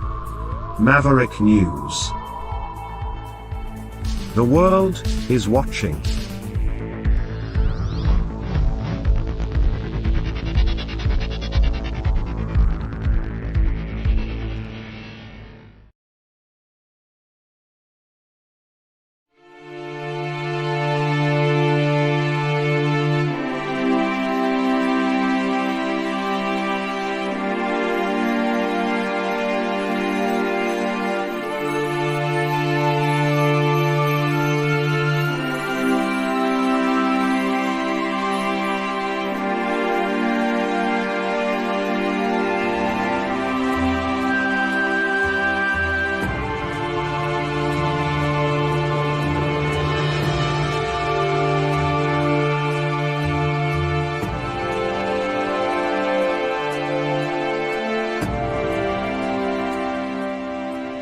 Maverick News. The world is watching.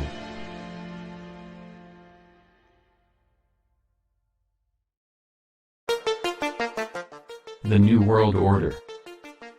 Government overreach. The Great Reset. Mainstream media lies. Now more than ever, independent voices are needed.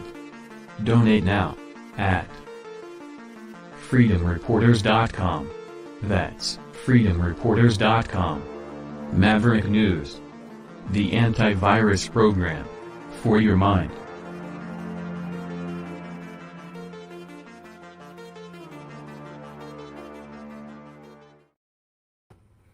Okay, so that shooting we told you about in Houston, yesterday at Lakewood Church. It's a mega church. They've identified the shooter. I have a photo, and then I'm going to show you how the photo that was released doesn't really tell a complete story, and I'll show you what I mean. So first of all, here's the shooter identified as Genesee Moreno, and there's some surprises surrounding this case. 2 people injured. 1 child was shot. Someone else had an injured hip. Both taken to hospital yesterday. Nobody killed except for the shooter, who was taken down at the scene. And I believe we have a clip here with police coming up. Yes, updating this story. Start with this. This is a Houston Police Department still investigating. And the thing is, they're not, some people are saying that, well, how can I put this? Genesee uses different pronouns. Let's go to the clip first of all, and I'll explain. So she has utilized both male and female names, but through all of our investigation to this point, talking with individuals, interviews, documents, Houston Police Department reports, she has been identified this entire time as female, she, her, and so we are identifying her as Genesee Moreno, Hispanic female. There were 2 weapons. Okay, so went in there, and I guess also there was a sticker or writing on the weapon that was used to do most of the shooting. I think there were 2 guns recovered. One of them had Palestine written on it, as I say, in either a sticker or some sort of writing. And so that was the photo that was released by the police. Other photos coming out here tonight, though. And here we go. So there's this one, and then there's this. Good afternoon. My name is Jeffrey Escalante Moreno. Good afternoon. My name is Jeffrey Escalante Moreno. So using the name Jeffrey at times. And these photos as well. So there's that, which we've seen, and that.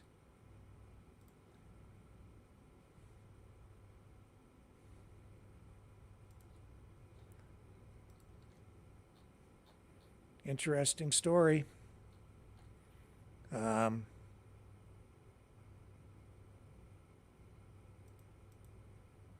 on here a second. I might have one other.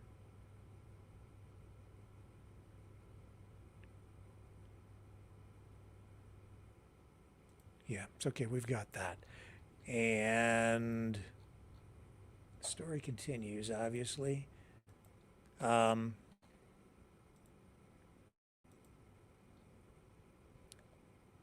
So that really, surprised some people. It surprised me. With this sticker saying Palestine on this AR-15, which was used in yesterday's shooting. There were also some anti-Semitic writings that have been recovered. However, police are saying that the motive behind the Sunday afternoon shooting has not been determined. Saying, quote, "We do believe that there was a familial dispute that had taken place between her ex-husband and her ex-husband's family, some of whom are Jewish, according to police." And we showed you footage yesterday from the scene of people fleeing the building. We showed you a television announcer, Spanish, who was just sort of looking around, wondering what was going on. Well, shots were being fired, and tonight even that video is becoming a little more difficult to find, and some people are thinking that a lot of this will be scrubbed from the internet. And bottom line is people are kind of focusing now on the shooter as being a transgender who is being described by some as a terrorist.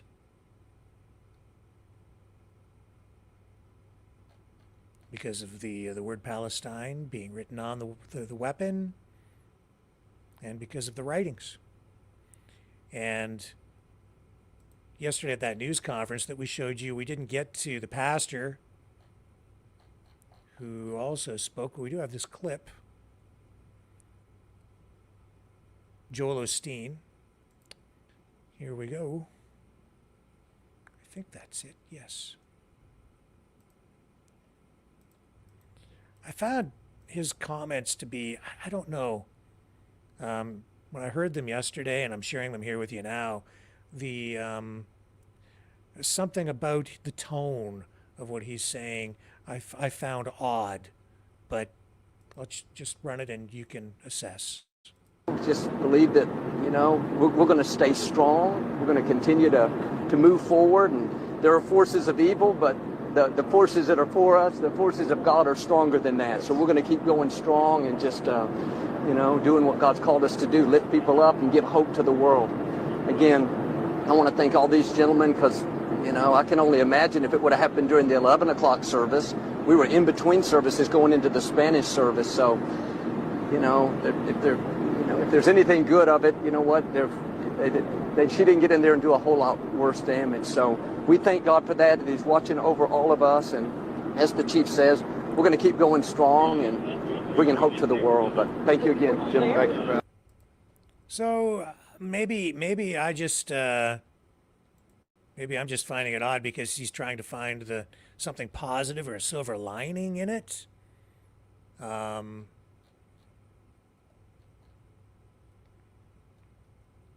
don't know.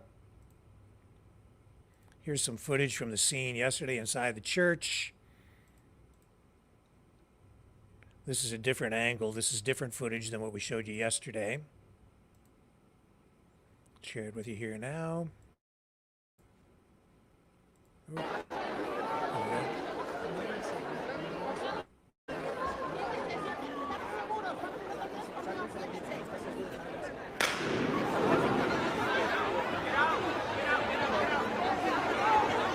Hey, para acá. Para allá, vámonos para allá, vámonos para allá.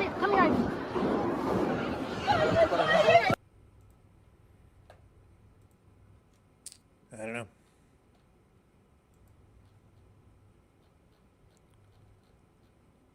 Disturbing, scary. And here's the footage that we showed you yesterday of the television announcer. He's speaking in Spanish, but this is in Houston, inside the church. It's a mega church and a lot of things going on in there. This is what his reaction. Diagonal 2024. Repito.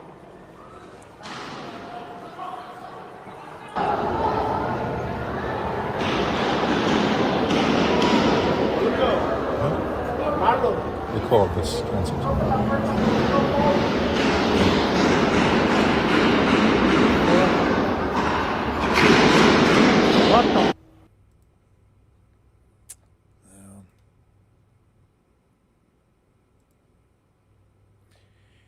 So,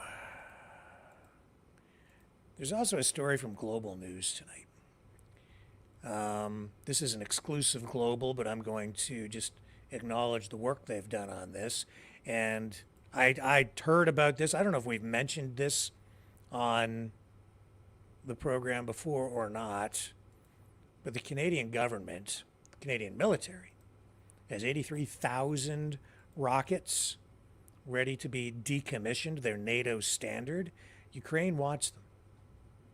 And the question is, will Canada send them? 83,000 rockets. Ukraine's saying tonight that they need them desperately. They're running out of ammunition. Here, I'll bring up the Global News website. So they've done a fair bit of work into the background on this story. I don't want to steal their thunder, but I think it's an important story. It is something I'm sure I acknowledged this a 3 weeks ago, maybe, just briefly, but they have a lot of details in the work that they've done now. So I would encourage you to go there and check out their work. Saying here that a Ukrainian military leader is asking Canada to hand over tens of thousands of rockets that are awaiting demolition at a Saskatchewan military base. These are CRV-7 rockets, 83,000 of them. So it's a pretty simple question, really. Should Canada send them or not?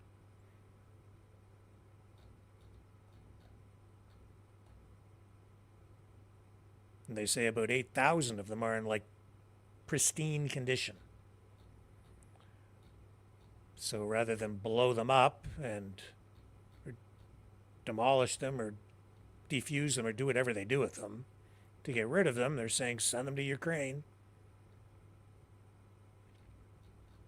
So just something to take note of.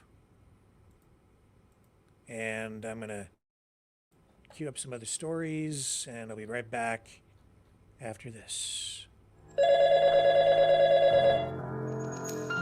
Feel the vibrations.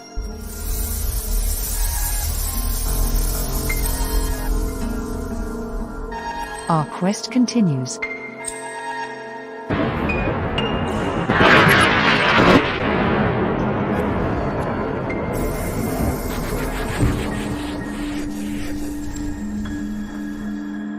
The truth is out there.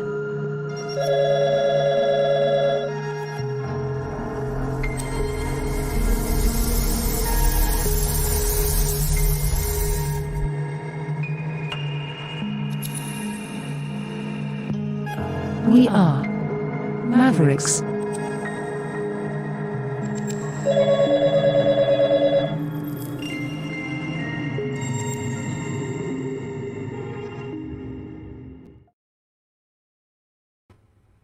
Also, just what I did forget to mention as well is that the shooter in that Houston incident, apparently from El Salvador, also has a lengthy criminal record.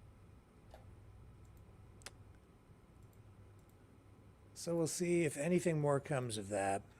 It seems these kinds of stories come, make headlines for a day or two, and then get memory hold. And I think that is a mistake because it seems like, well, it doesn't seem like there's just too much of it going on. And I see some trends, honestly. Similarities from incident to incident, but that is another story for another time, maybe. What else can I tell you tonight?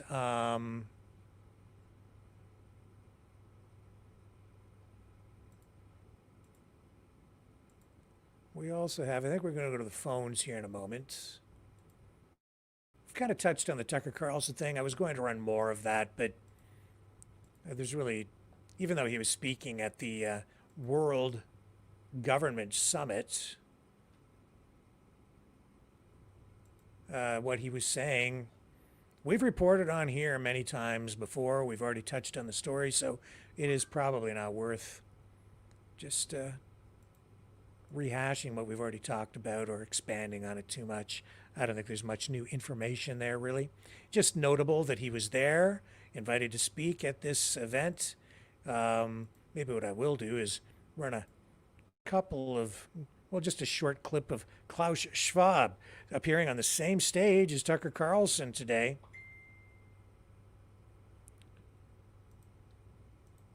And, you know, people have been hammering Pierre Poilievre, saying he's a member of the World Economic Forum. He went to Davos. Well, you can I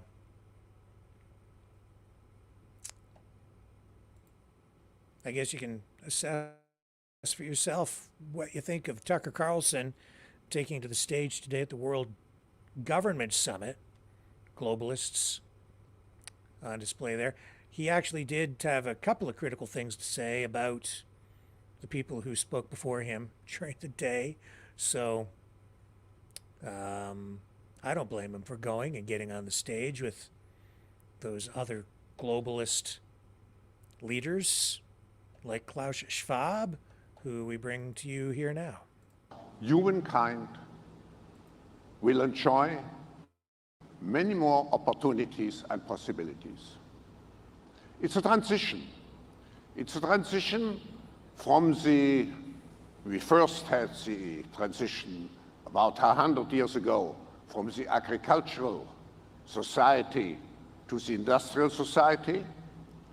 But today, we speak about the transition into what I would call the intelligent age.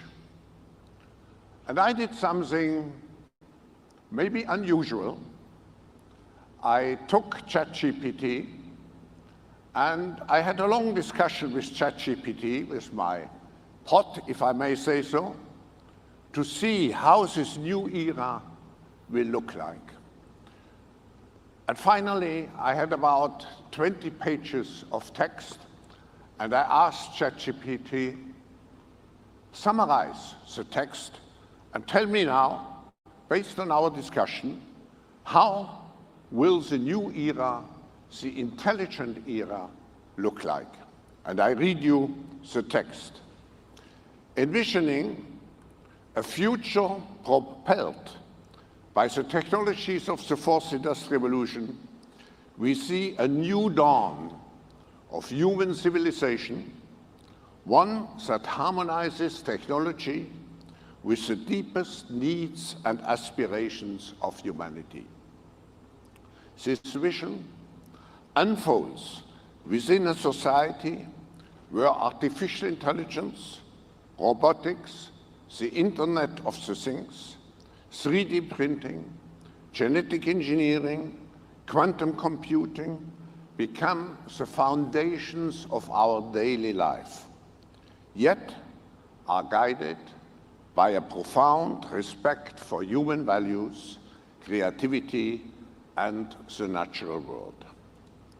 In this new intelligent age, technology is not merely a tool or an extension of human capabilities. It is a partner in shaping a world where every individual has the opportunity to reach their full potential. Education systems will be revolutionized by personalized learning platforms powered by AI, adapting to each student's pace and style of learning, ensuring that no one is left behind. Healthcare becomes predictive and personalized with treatments tailored to the genetic makeup of each individual. And remote monitoring technologies will ensure that high-quality care reaches even the most remote areas. The economy is transformed by a new wave of creative entrepreneurship, where small businesses and innovators have access to the global market through digital platforms, and manufacturing is democratized by 3D printing technologies. Workplaces evolve to prioritize human well-being, with robots and AI systems taking over repetitive and hazardous tasks, freeing humans to engage in creative problem-solving strategic thinking, and interpersonal connections that foster community and human relationship. I could go on and on, but at the core of this transformation is a commitment to ensuring that the benefits of technological advancements are equitably shared, bridging the digital divide and creating a more inclusive global society. Environmental stewardship is paramount, with technologies deployed to combat climate change, protect biodiversity, and restore natural ecosystems. This vision of the intelligent age, a new human-centered, creative civilization, is not a foregone conclusion, it's a choice. The future is not happening. We, particularly you as government leaders, you are shaping the future. So what does it mean for government leaders? 4 things. First, this new civilization is around the corner. It's not something for the next generation. The speed of transformation is enormous. So we have to prepare already now with all our forces for this new type of the intelligent age. Second, I think it's important to use technology not in order just to have more creativity and technical creativity, but to achieve certain objectives. And the objectives are very clear for humankind. It's to make our world more sustainable, more resilient, more human, and more equitable. The third objective for government leaders, of course, is also to engage populations into this change process. Because many people are afraid. People fear about this fast speed of change which they have to digest in their daily lives and in their professional lives. And finally, we need the guardrails. We need the ethical frameworks to make sure that we keep the ghost of AI in the bottle. And we have only the beneficial benefits, but we do not create a utopian future. Finally, if you look at leadership in this new age, political leaders, I think a political leader has to combine 3 different dimensions. He has to be, first, a technician, a scientist. He has to understand those new technologies. But second, he has to be a philosopher. He has to understand the interactions of those new technologies with the other parts of our daily lives. And finally, he has to be a humanist. He has to prioritize not technology, but the human aspect. So, if I look forward, we don't want to move into using the 4th Industrial Revolution into a cold bureaucracy. We don't want to move into a technocracy. What we want to do, we want to move in what I would call a humanocracy, a world where we use technology to use all our human potential and to create even a better world. Thank you. Klaus Schwab. I'm looking at the comments on Rumble as this is rolling. I can't put Rumble comments up on the screen during the broadcast, but I'll read you a couple, especially for our podcast listeners. F you, a-hole.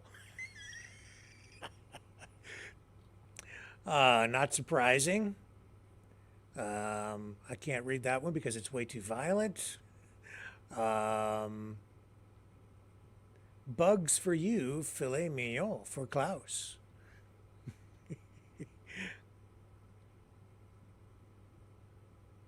Hitler would have stirred up the crowd. This guy puts them to sleep.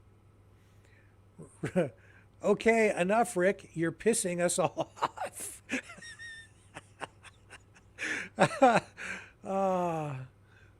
Klaus can stay in his closet.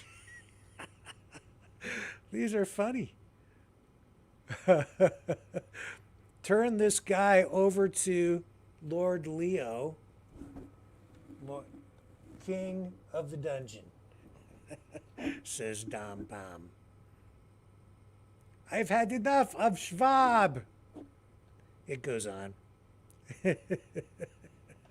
Oh, I don't dare read the ones that are coming in now.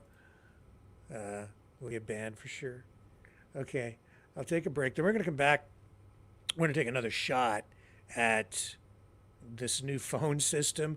We'll see if it works. If it doesn't, I'll flip over to the old phone system, and you guys can join the conversation tonight. So, the first thing I will do is put the number for you guys to call, so I can put some calls into the queue, and there it is.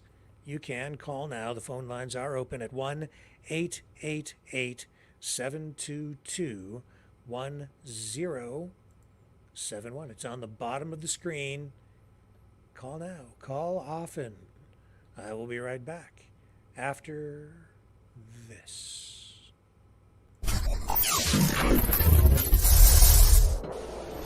The sharing of biased and false news has become all too common on social media. More alarmingly, some media outlets simply aren't true without checking facts first. Unfortunately, some members of the media use their platforms to push their own personal bias and agenda to control exactly what people think, and this is extremely dangerous to our democracy.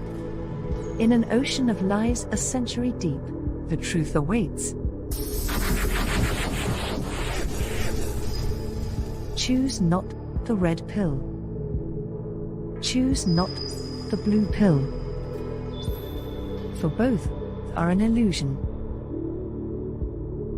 Discover the power of M. The power of individuality. We are Mavericks. We are the way to the light. Fear not the storm. Join our quest for truth. Truth will set you free. Maverick News. The world is watching. Okay, so you can call now. The number is, again, 1-888-722-1071. We'll get those phone lines warmed up, and we'll start taking our calls momentarily. Let me get the video queued up here to reinforce what that number is. Once again, 1-888-722-1071. Let's see if it works. Join the conversation. Call 1-888-722-1071. That's 1-888-722-1071. Be a maverick. Exercise your right to free speech.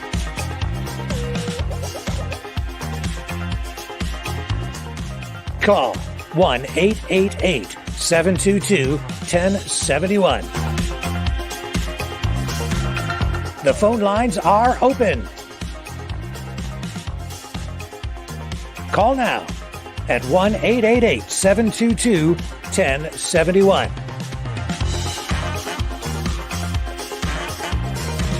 Maverick News. Call now. The world is watching and listening to you.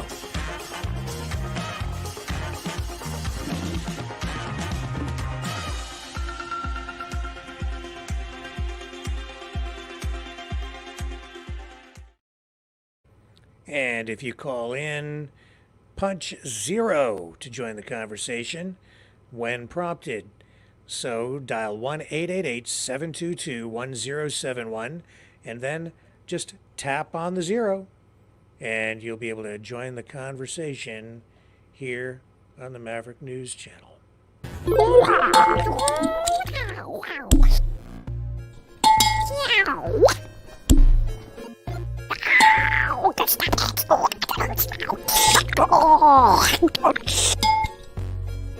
Exile. The Knights of Malta. Maverick News. Join us. The world is watching.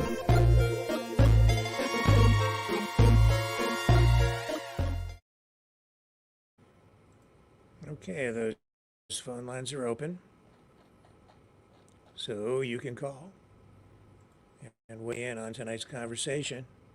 We can talk about anything you want, really. Be great to have some new callers. We also have other things to talk about here tonight, though. I had a story here about Donald Trump. I hope I still have my notes up.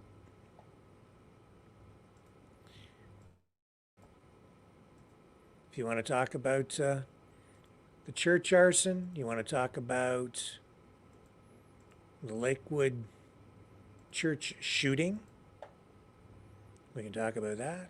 You want to talk about that Super Bowl, we can continue to have the discussion on that if you want, or that Arrivecan app.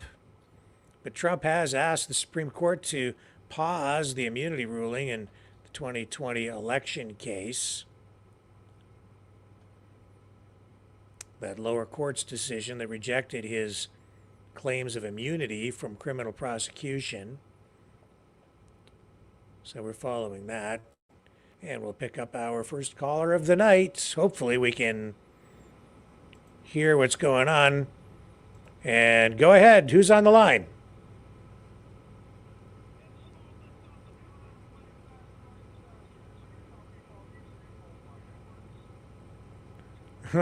Yes. Yeah. Right.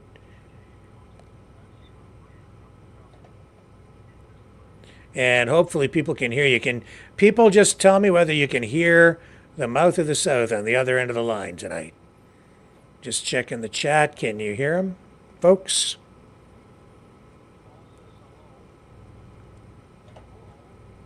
We can't hear Leo. Of course not, because why would it work properly when it doesn't work? Okay, let me just let me check one thing. If it doesn't work, then I will flip over to the old phone system. But you should be dialed in, should be working. I'm going to click. Just one last test. Anybody can go ahead, Leo, and just let's see if they can hear you.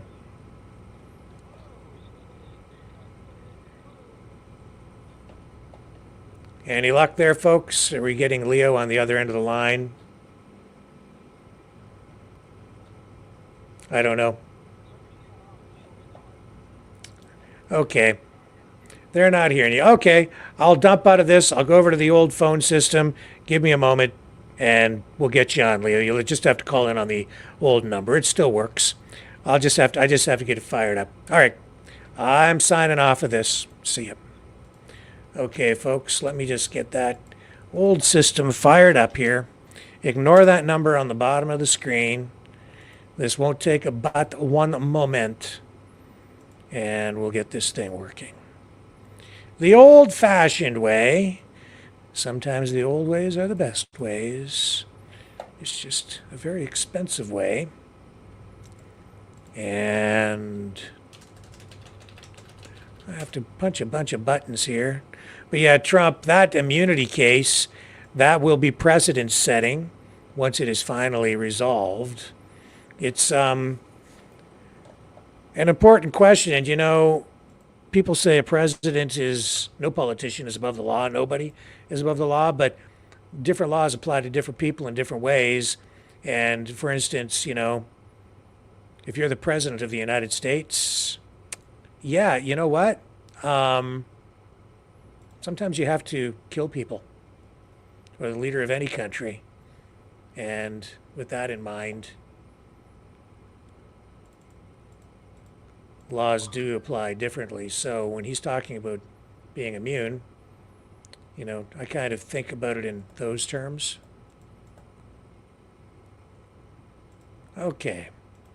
The old phone system is hooked up. I just need to make a couple of other changes to the audio configuration here. I'll run a quick promo, and that promo will be this one, where it gives you the proper number to call for tonight's call-in show.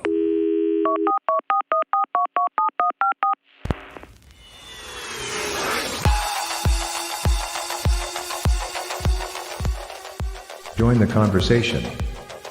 Call 1-833-975-3733. That's 1-833-975. Free. Speak up. Speak out. Make your voice heard. Maverick News. Fighting for freedom by defending your right to free speech. Be a Maverick. Join us.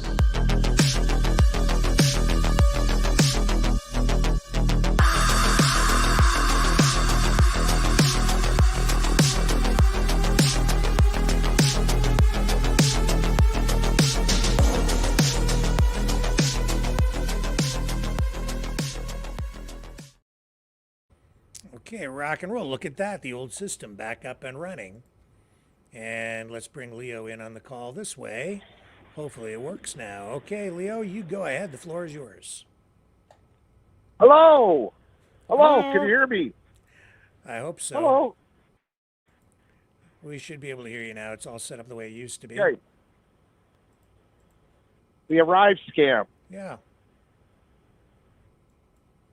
Okay, now, I don't know. I don't know what world these people are in, but if I take money from anybody for a job done, I'm issued a T4. Okay, and I have to claim that on my taxes. Yeah. Right? So they say they're having a problem tracing the money back. What, they don't issue T4s? They just issue a check tax-free? Well, of course, they would be hiring companies, right? But so you wouldn't get T4s sent out by the government, but there should be a paper trail. There should be receipts, billing, invoices, payments coming in, accounting. But like they've taken millions of dollars. The auditor said a blatant disregard for accounting. Yeah, I'm wondering if the Klingbeil brothers will be involved in this somehow. And those were the two that were involved in the We Charity scam. There's another one I'd kind of forgotten about it. You see, even I become forgetful. But yeah, that was huge. The We Charity scam. That was $250 million. Yeah. Wasn't it? No, $500 million. Yeah, something like that. Wasn't it $500 million or close to $1 billion scam they tried pulling, and nothing ever happened. Yeah. I don't know. I don't know what to make of it. I don't know where we're headed, but there's more integrity in Indonesian politics than there is in Canada by the looks of it. Yeah, that was the We Charity scandal was a $543.5 million untendered contract, which they had offered to the We Charity, which of course was, all about the Trudeaus and the Trudeau family being given lucrative speaking gigs. And they got caught, and nothing happened. Yeah. What, Margaret Trudeau had to pay back $250,000? Something like that. If she even did. It's hard to remember. But yeah, you see how the money gets laundered, right? It's like, oh yeah, would you like to come and give a speech? We'll give you like $150,000. Now, what is Tucker Carlson worth? I think he gets in excess of $100,000 to speak. Now. That's pretty good money. Oh yeah. Yeah, he's a hot I could commodity. speak all day long. Yeah. Hey, Rick, I could go all day long for that kind of money. Yes. For less. Oh, yeah. I'm on the Ricky Walker show now. Get fuck all. That's right. Welcome to the club, man. Welcome to the club. Welcome to the club. Yeah, it's nothing but scams and kickbacks and you name it, right? When do we draw? When do the police draw the line and go, enough's enough? There's here, half measures of bail is nothing, okay? And these guys have gone long over the half measure mark. The other thing, they use knows? artwork as a way to launder money, in my view. Like, look at Hunter Biden and his art, and then, money, people buy the art for exorbitant fees. I don't think he's that good. Art sales, charities, nonprofits, NGOs, the list goes on. GoFundMes. Yeah. GoFundMes, crowdfunding. Yep. Gifts and go. Yep, it's another way to move There's money a around. million, exactly, right? So, you can set up a YouTube page and have people just donate, even though the ones donating are you, because you got a bot. Okay, that's donating all the money and it's washing the money. Yeah. I believe that's going on. It's absolutely going on. I'm certain of it too. I think you hit the nail right on the head. Yep. Yeah, enough's enough with this government, right? I don't know. I also saw somebody says I need to monetize my mouth. I also saw a report. Wrong 71 says. Sorry, Leo. Hey, go ahead. Wrong 71 says I need to monetize. My, your mouth. Monetize your mouth. Yeah, monetize. Yeah. Well, if you can make money off my mouth, Don, do it. How's that sound? Anybody can make money off me. Do it. I also saw an interesting clip with Tamara Litch today, of course, involved with the truckers and the original convoy. And it appeared to be a clip today of her saying that some of the money, or maybe even all of the money from the GoFundMe, was being released finally. And then there was an odd comment at the end of the clip saying that the money had actually never been frozen. Go figure. I thought that was a very interesting thing to say. I don't have any details on it. I don't know what that all means. It's just something I saw that is factual. I did see it. Beyond that, I'm not sure what to report on it, but I'll be trying to dig into that and maybe get people more information for tomorrow, if not later during this broadcast, or if anybody else has information on it, maybe you'd like to call in and share that with us, as long as it's factual. I think that's an important story, because freezing of bank accounts, freezing the donations that came into the truckers, that was a big issue. It has been a big issue, and it has that is one of the things that eroded confidence, public confidence, in the banking system and in government. Mm-hmm. I never heard anything about it. Yeah, so never heard anything about it. All I've been able to get from that today is that one short clip just before I came on air tonight. So you have that reel I sent you in Messenger? Oh no, I didn't notice that. Let me just see. Okay. Yeah, you need to play that. I think everybody will like this. Yeah, I can't play that one, Leo. I can't. I'm sorry. Oh no, that's I, pretty funny if you ask me. Yeah, I can't play that here.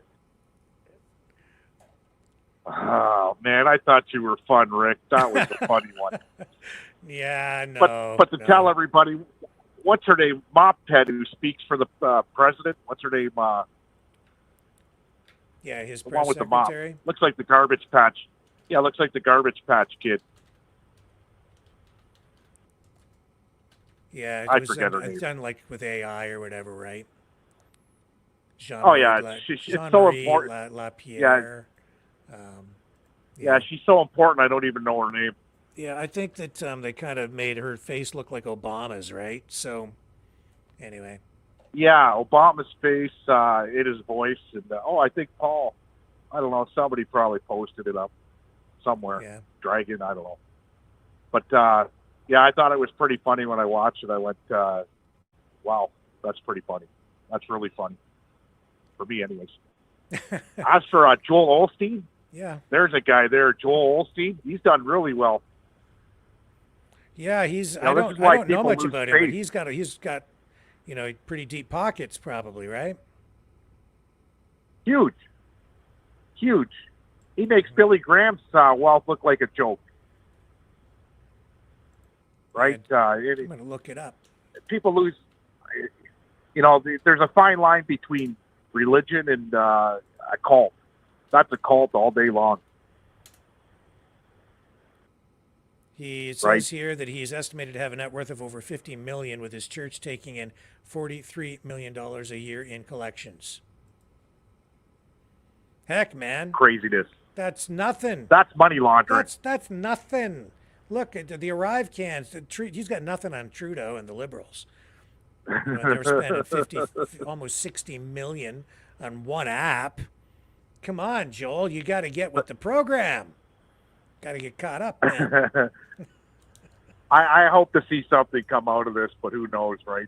This guy is like Teflon Don. No different from John Gotti, right? The untouchable. And it's sickening. It's sickening to sit back and see as people are starving in this country and homeless and you name it, right? People are hurting in this country. Yeah. But these guys are just scamming it, and the people are just taking it. What are you going to do? I'm just going to keep working. That's all I'm going to do. I think it's disgusting, man. It's absolutely disgusting. It is. And then they wonder why there's so much hate for Trudeau. Okay, like you ran it yesterday. All the hate mail that he gets, even restaurants that he goes to eat at. Right, people are boycotting the restaurants and sending death threats, and restaurants are closing down. Right, you wonder why. If that guy came to my restaurant, I'd kick him the fuck out on Facebook Live. I don't want your bullshit in here. I'd go Facebook Live, it would go viral, and I'd probably get a lot more business. Yeah, well, he's not very popular. That's right, we don't deal with crooks. We don't deal with crooks unless you're one of my crooks. Right, but you're not, yeah. If I pull even a sliver of the shit that he's pulled, I'd be locked up for 25 years. Oh. Just a sliver. Yeah. Right now. Joel, just put it in perspective, it's right? Pretty bad. Like almost 60 million. Yep. Look at that Joel Osteen. He runs that whole operation, filthy rich, huge church, all kinds of, that shows you how, look at that, you can see the money there. At least you can see his money. Over here with Arrivecan, it's like, where's the money? It's like the app doesn't even work. It's like empty offices, untraceable cash. Yeah, the Attorney General saying that there's no accounting. Yeah, a blatant disregard for accounting. It's like disregard for, that makes you think. That's just that little piece there. You try what don't we know about? You try a blatant disregard for accounting with your business and see where the Canada Revenue Agency takes you. Right? You're done. Yeah, you forget to carry the 1 or something, and on your tax form, and see what happens. But it makes me just want to go into business for myself and just cash. Fuck them, right? You're not going to see another cent tax. What you think I got, you'll never know because it's cash. I hear you. It's right. It's disheartening, and it's terrible for the country because when that kind of stuff is going on, people just lose more and more confidence in the government. And it's not so much the system, it's the corruption, it's the dishonesty, it's the crime, it's the theft, the abuse of the system by these politicians and bureaucrats who have just found a way to milk us. And you know what? For everybody to sit back and just watch it, especially the NDP, and not say anything about it, we got big problems. Yeah. Right? This falls bigger than what you think. The payoffs, the rip-offs, okay, and the cover-ups. And I don't know what to make of it, but you should go to your next caller, sir, before I get out of hand. All right, Leo. Thank you, sir. I appreciate the call tonight, as always. Have a good day. Okay, see ya. Okay, you can call 1-833-975-3733. The old number, the one that actually works. 1-833-975-3733 to join the conversation here tonight.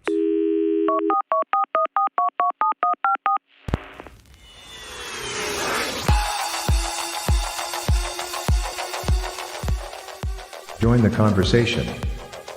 Call 1-833-975-3733. That's 1-833-975-FREE.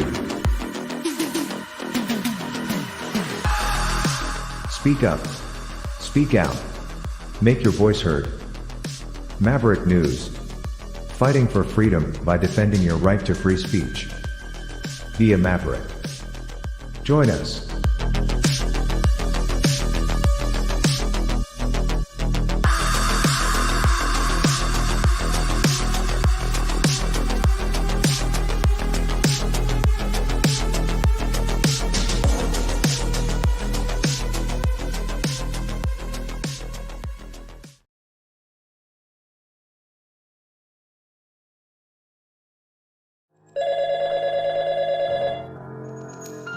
Feel the vibrations.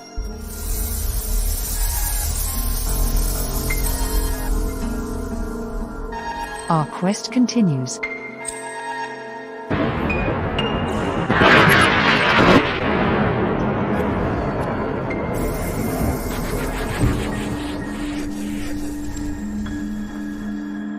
The truth is out there.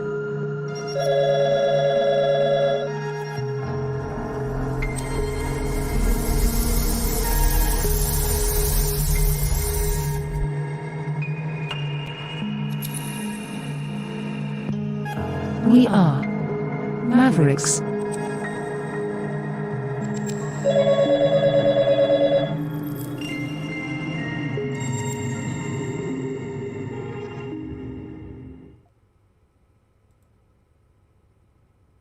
Okay, I'm back, and let's go to our next caller. Who do we have on the line? Hello? Hello, welcome to the show. Who's this? Hey, it's Mike. Welcome. How are you tonight? I'm not too bad, but I saw something pretty strange today. In San Francisco, a mob of people surrounded one of these driverless cars, vandalized it, and set it on fire. How about that? I did not see that. And was there a reason why they did this that you know of? I didn't hear of a reason. They're just calling it mob violence at this time right now. That guy on Fox News was just showing it. I saw it a little bit earlier today through X or Twitter, whatever, and somebody had it on. It was quite interesting. I'm stuck here in southern Manitoba, and I'm telling you, southern area of Manitoba is starting to get a little bit on the angry side, mean. Some guy went and murdered a woman with killed. Well, here's the video you were speaking of. This is a Google Waymo autonomous car set on fire in San Francisco. Here's the video.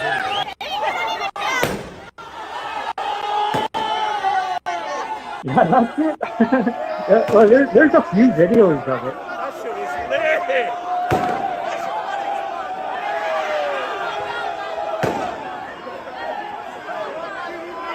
lit. It's pretty crazy. It's pretty crazy. But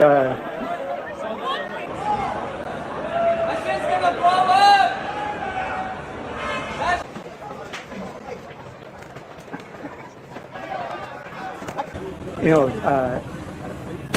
checking out the news in Winnipeg here, the standoff between people with guns and the police.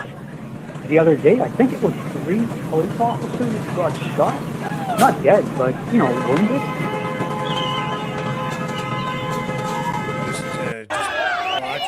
Then, yeah, it's hard to hear you with the background noise. The audio is up there, and you're referring to this incident in Winnipeg. And when was this shooting in Winnipeg? Well, okay, in the last 2 weeks, we'll go 2 weeks. First, there was a guy in a downtown hotel. He held a woman hostage, and it took a lot of armed police officers to rescue her. Then about a week after that, there was another guy just to add holding. To that, there was 3 officers with the Winnipeg Police Service were shot Saturday. Yes. Shot, and there was an armed incident. In the North End, happened around 3:10 in the morning. 200 block of College Avenue. Is this the incident? Yeah. I have the release on it here. And, that's the second incident. I lived in that area pretty much most of my life. That area is really getting nasty. 2 men in their 40s taken into custody, and the Major Crimes and Homicide units are investigating. Yeah, that sounds about right. Then there was an incident in Carmen, Manitoba, which is about an hour west or an hour and a half west of Winnipeg. They arrested some guy. He killed a woman, 3 kids. I think a total of 5 people that he murdered. Yes. Whoa, and the stabbings in Winnipeg, it's like, whoa. Like, what? Okay, I understand people get angry and stuff, but now they get angry and there's no remorse. Like, if they got a weapon, run. Yeah, 29-year-old Manitoba man charged with 5 counts now, first-degree murder. I was following the story earlier in today, and I know that those charges were delayed or whatever. Not a lot of information at first, but we're getting more about it now. 5 counts of first-degree murder, and these are members of his family, including his 3 children. Yeah. Yeah. Just tragic. Like, when I first heard it, I almost had a teardrop out of my eye. It's like the saddest thing. I don't get it. Personally, myself, I'm thinking it's the drugs. I don't know. There's something going on out there, man. Something. It's like, Winnipeg's not that big of a, compared to like something like Toronto or Montreal. We don't have that type of a population like throughout Manitoba. It looks like there may have been a but domestic dispute aspect to this, and a relationship issue, because this woman, 30 years old, one of the victims, it was a hit and run, and so a 30-year-old woman who was living common law with the guy who was charged was found dead on the highway. So I don't know. And then of course the kids killed as well. Like that is a total mental breakdown. If you ever heard one, like, I could never imagine. I can utter threats or something, but at the end of the day, to think like, wow. Because 3 of these, you actually the 3 went kids out were, and did the 3 like kids that? I could never live that were much. killed inside. They were killed in a fire inside a car. Yeah, so, someone else tried to rescue the kids from the car, but didn't. Unfortunately, the children surpassed, and geez, it's heartbreaking.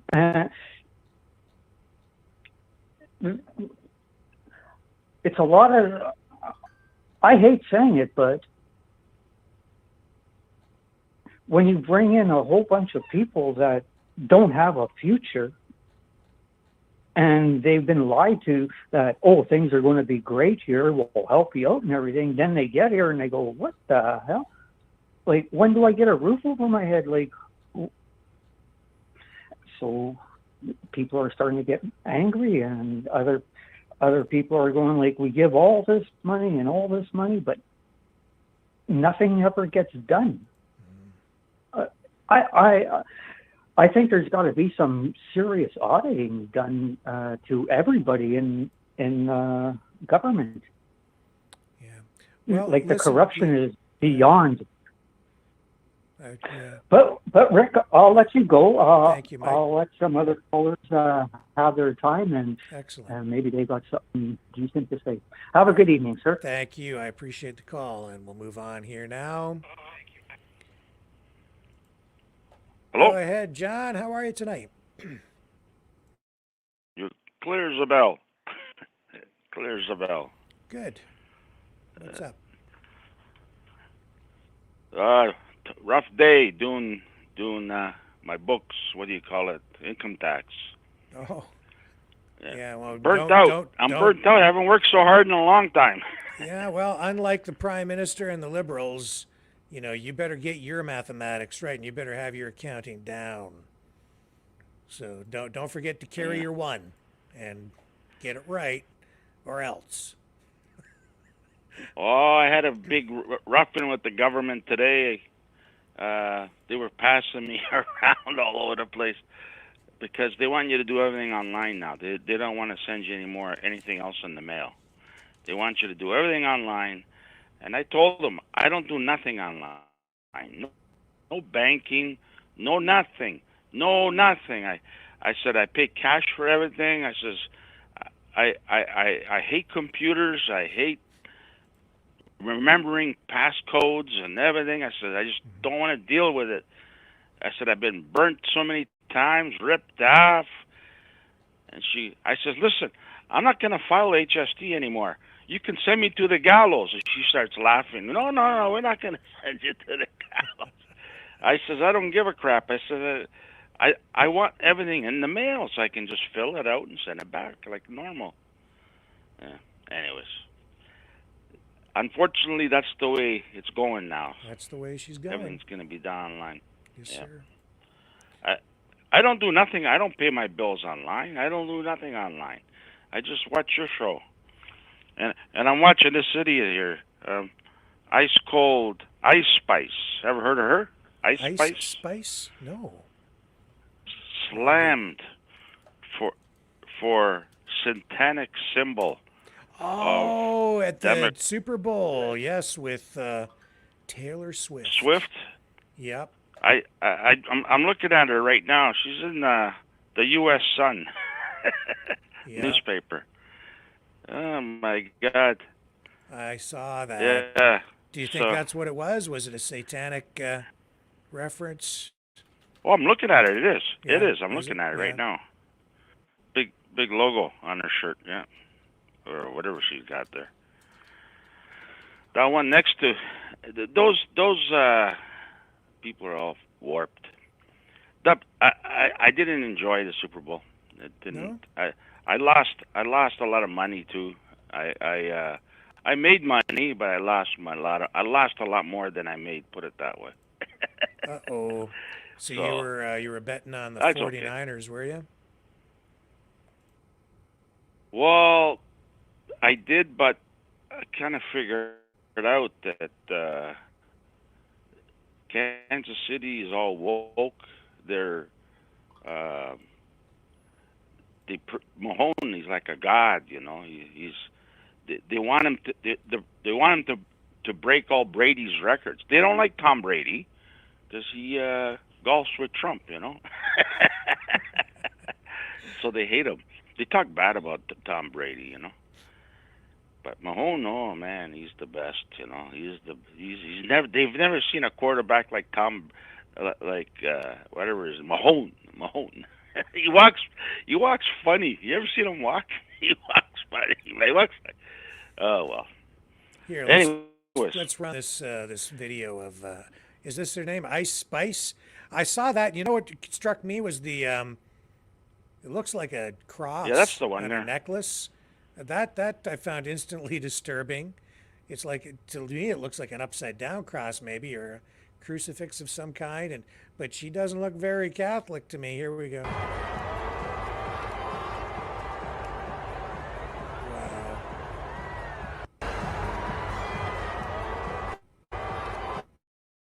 Here, let me just.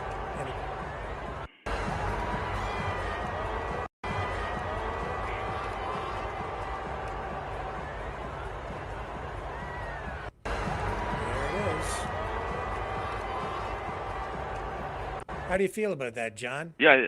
See those? See the Yeah. they're a bunch of idiots. They're. You see, Swifter. Every time she smiles, she looks like a blow-up doll. Oh, mouth wide open. I don't. They're not gonna get married. No, I don't think so. Him and that other. They'll be broken up. And if they did, it wouldn't last. Yeah. It's a celebrity marriage. Won't last. Even if it is real, though. $7 million. The commercials were going for $7 million for 30 seconds. Oh, really? The commercials. $7 million. Yeah. Holy. $7 million. And then there's that. Now, did they run that RFK Jr. ad on the Super Bowl where it's like the old Kennedy ad, or was that just something that was released yesterday? Was that run? Did they run that on the Super Bowl? Did you see it? Do you know what I'm talking about? I didn't see it. No. See if I can find it for folks here. The best one was Arnold Schwarzenegger. That one there. That was the best commercial. Yeah, here's the 19. Here it is. Here, they took this old 1960 ad for John F. Kennedy, president, and they recycled it with. Oh man, how do I find my tab here? They recycled this old commercial and put RFK Jr.'s picture images into this old ad. Here it is here. Let me just take this out and we'll put this up. Yeah, I think that's it there. There it is. We'll enlarge this. Let's run this for folks.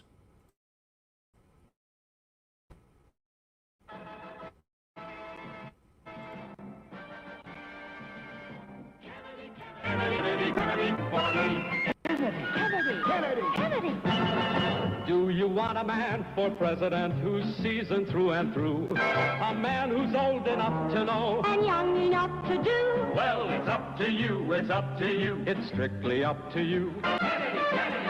American Value 2024 is responsible for the content of this advertisement. So now they owe us $7 million for running their Super Bowl ad. Yeah. $7 million, man. How do you feel about that ad? I don't know, man. I couldn't follow it too much, but I see John Kennedy Kennedy there. Yeah. I didn't follow it too much. I can't. Sounds funny. Hey, I don't know. They played this ad? I didn't see it. Apparently they did. Yeah. Oh, well. I don't sick know. and tired. I'm glad it's over. I'm glad now I'm into hockey. I make money on hockey. There's, in the Sun there, I was reading Drake. He won $2 million at the Super Bowl. Oh, yeah. And he says he's gonna donate it to one of the fans. Anybody wants? I don't know what you got to do for it, but it's in the Sun newspaper. Go make yourself $2 million. Whoa! Oh, there's a good tomorrow night. Coast to Coast has got a lot of good shows tonight. I'm gonna have to set my alarm for 1 o'clock so I can record it. But tonight's about the heart. Tomorrow's really good. It's the guy's really good. He's a Dr. Walsh, and it's natural remedies. Anybody who's got ailments, you can call in tomorrow, Dr. Walsh. The guy's very good, and any ache and pains, he'll give you the remedy how to get rid of it naturally without taking any drugs. Yeah, he's good. I listen to the guy a lot. He's been on there. He's on there once a month. Put it that way. So well, maybe I should tune in because I've got a few aches and pains. Yeah, that's tomorrow night. Tonight is the heart and health, and tomorrow night is the natural remedies, and Wednesday is power of gratitude, whatever that means. And Thursday I'm going to record it, economic and debt. I want to hear about that. That's the economy. They got some pretty good guys on there with the economy, but they're always wrong. Yeah. They always say big crash coming next month. Yeah. It never happens. I go, wait, where is this big crash? They say, oh, I forget that name. It's a Jewish name. Every 4 years, you get a big downfall of the stock market. It's coming. Well, he is right in a way.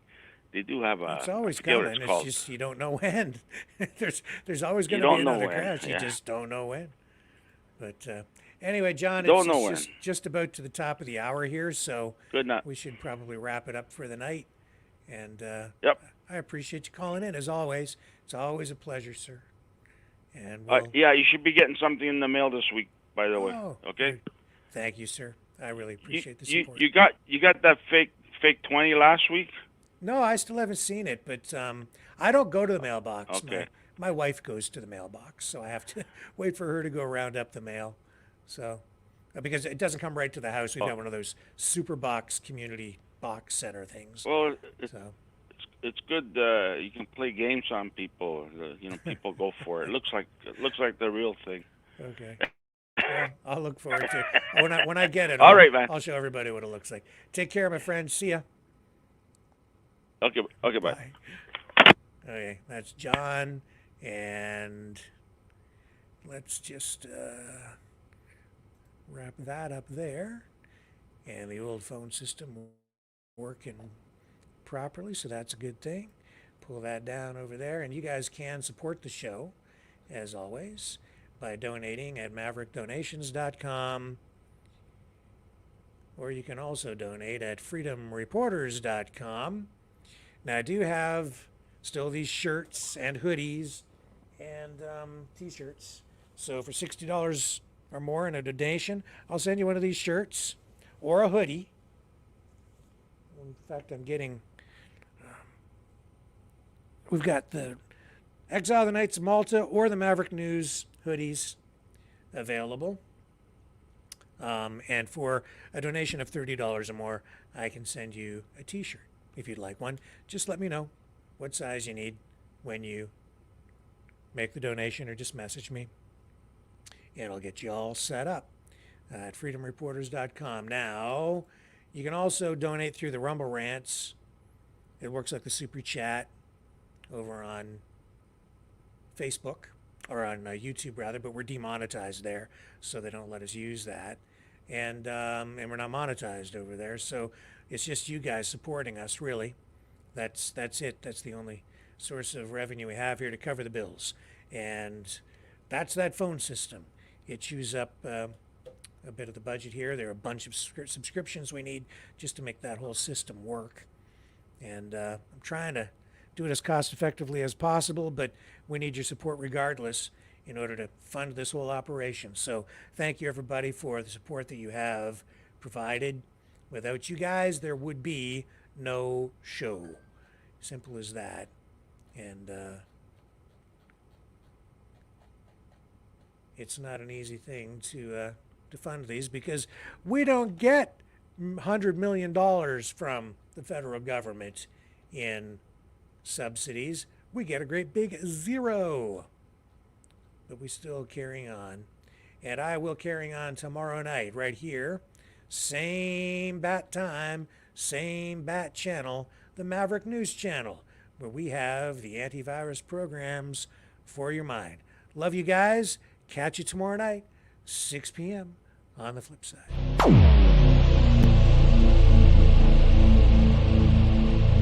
This has been a Maverick Multimedia production.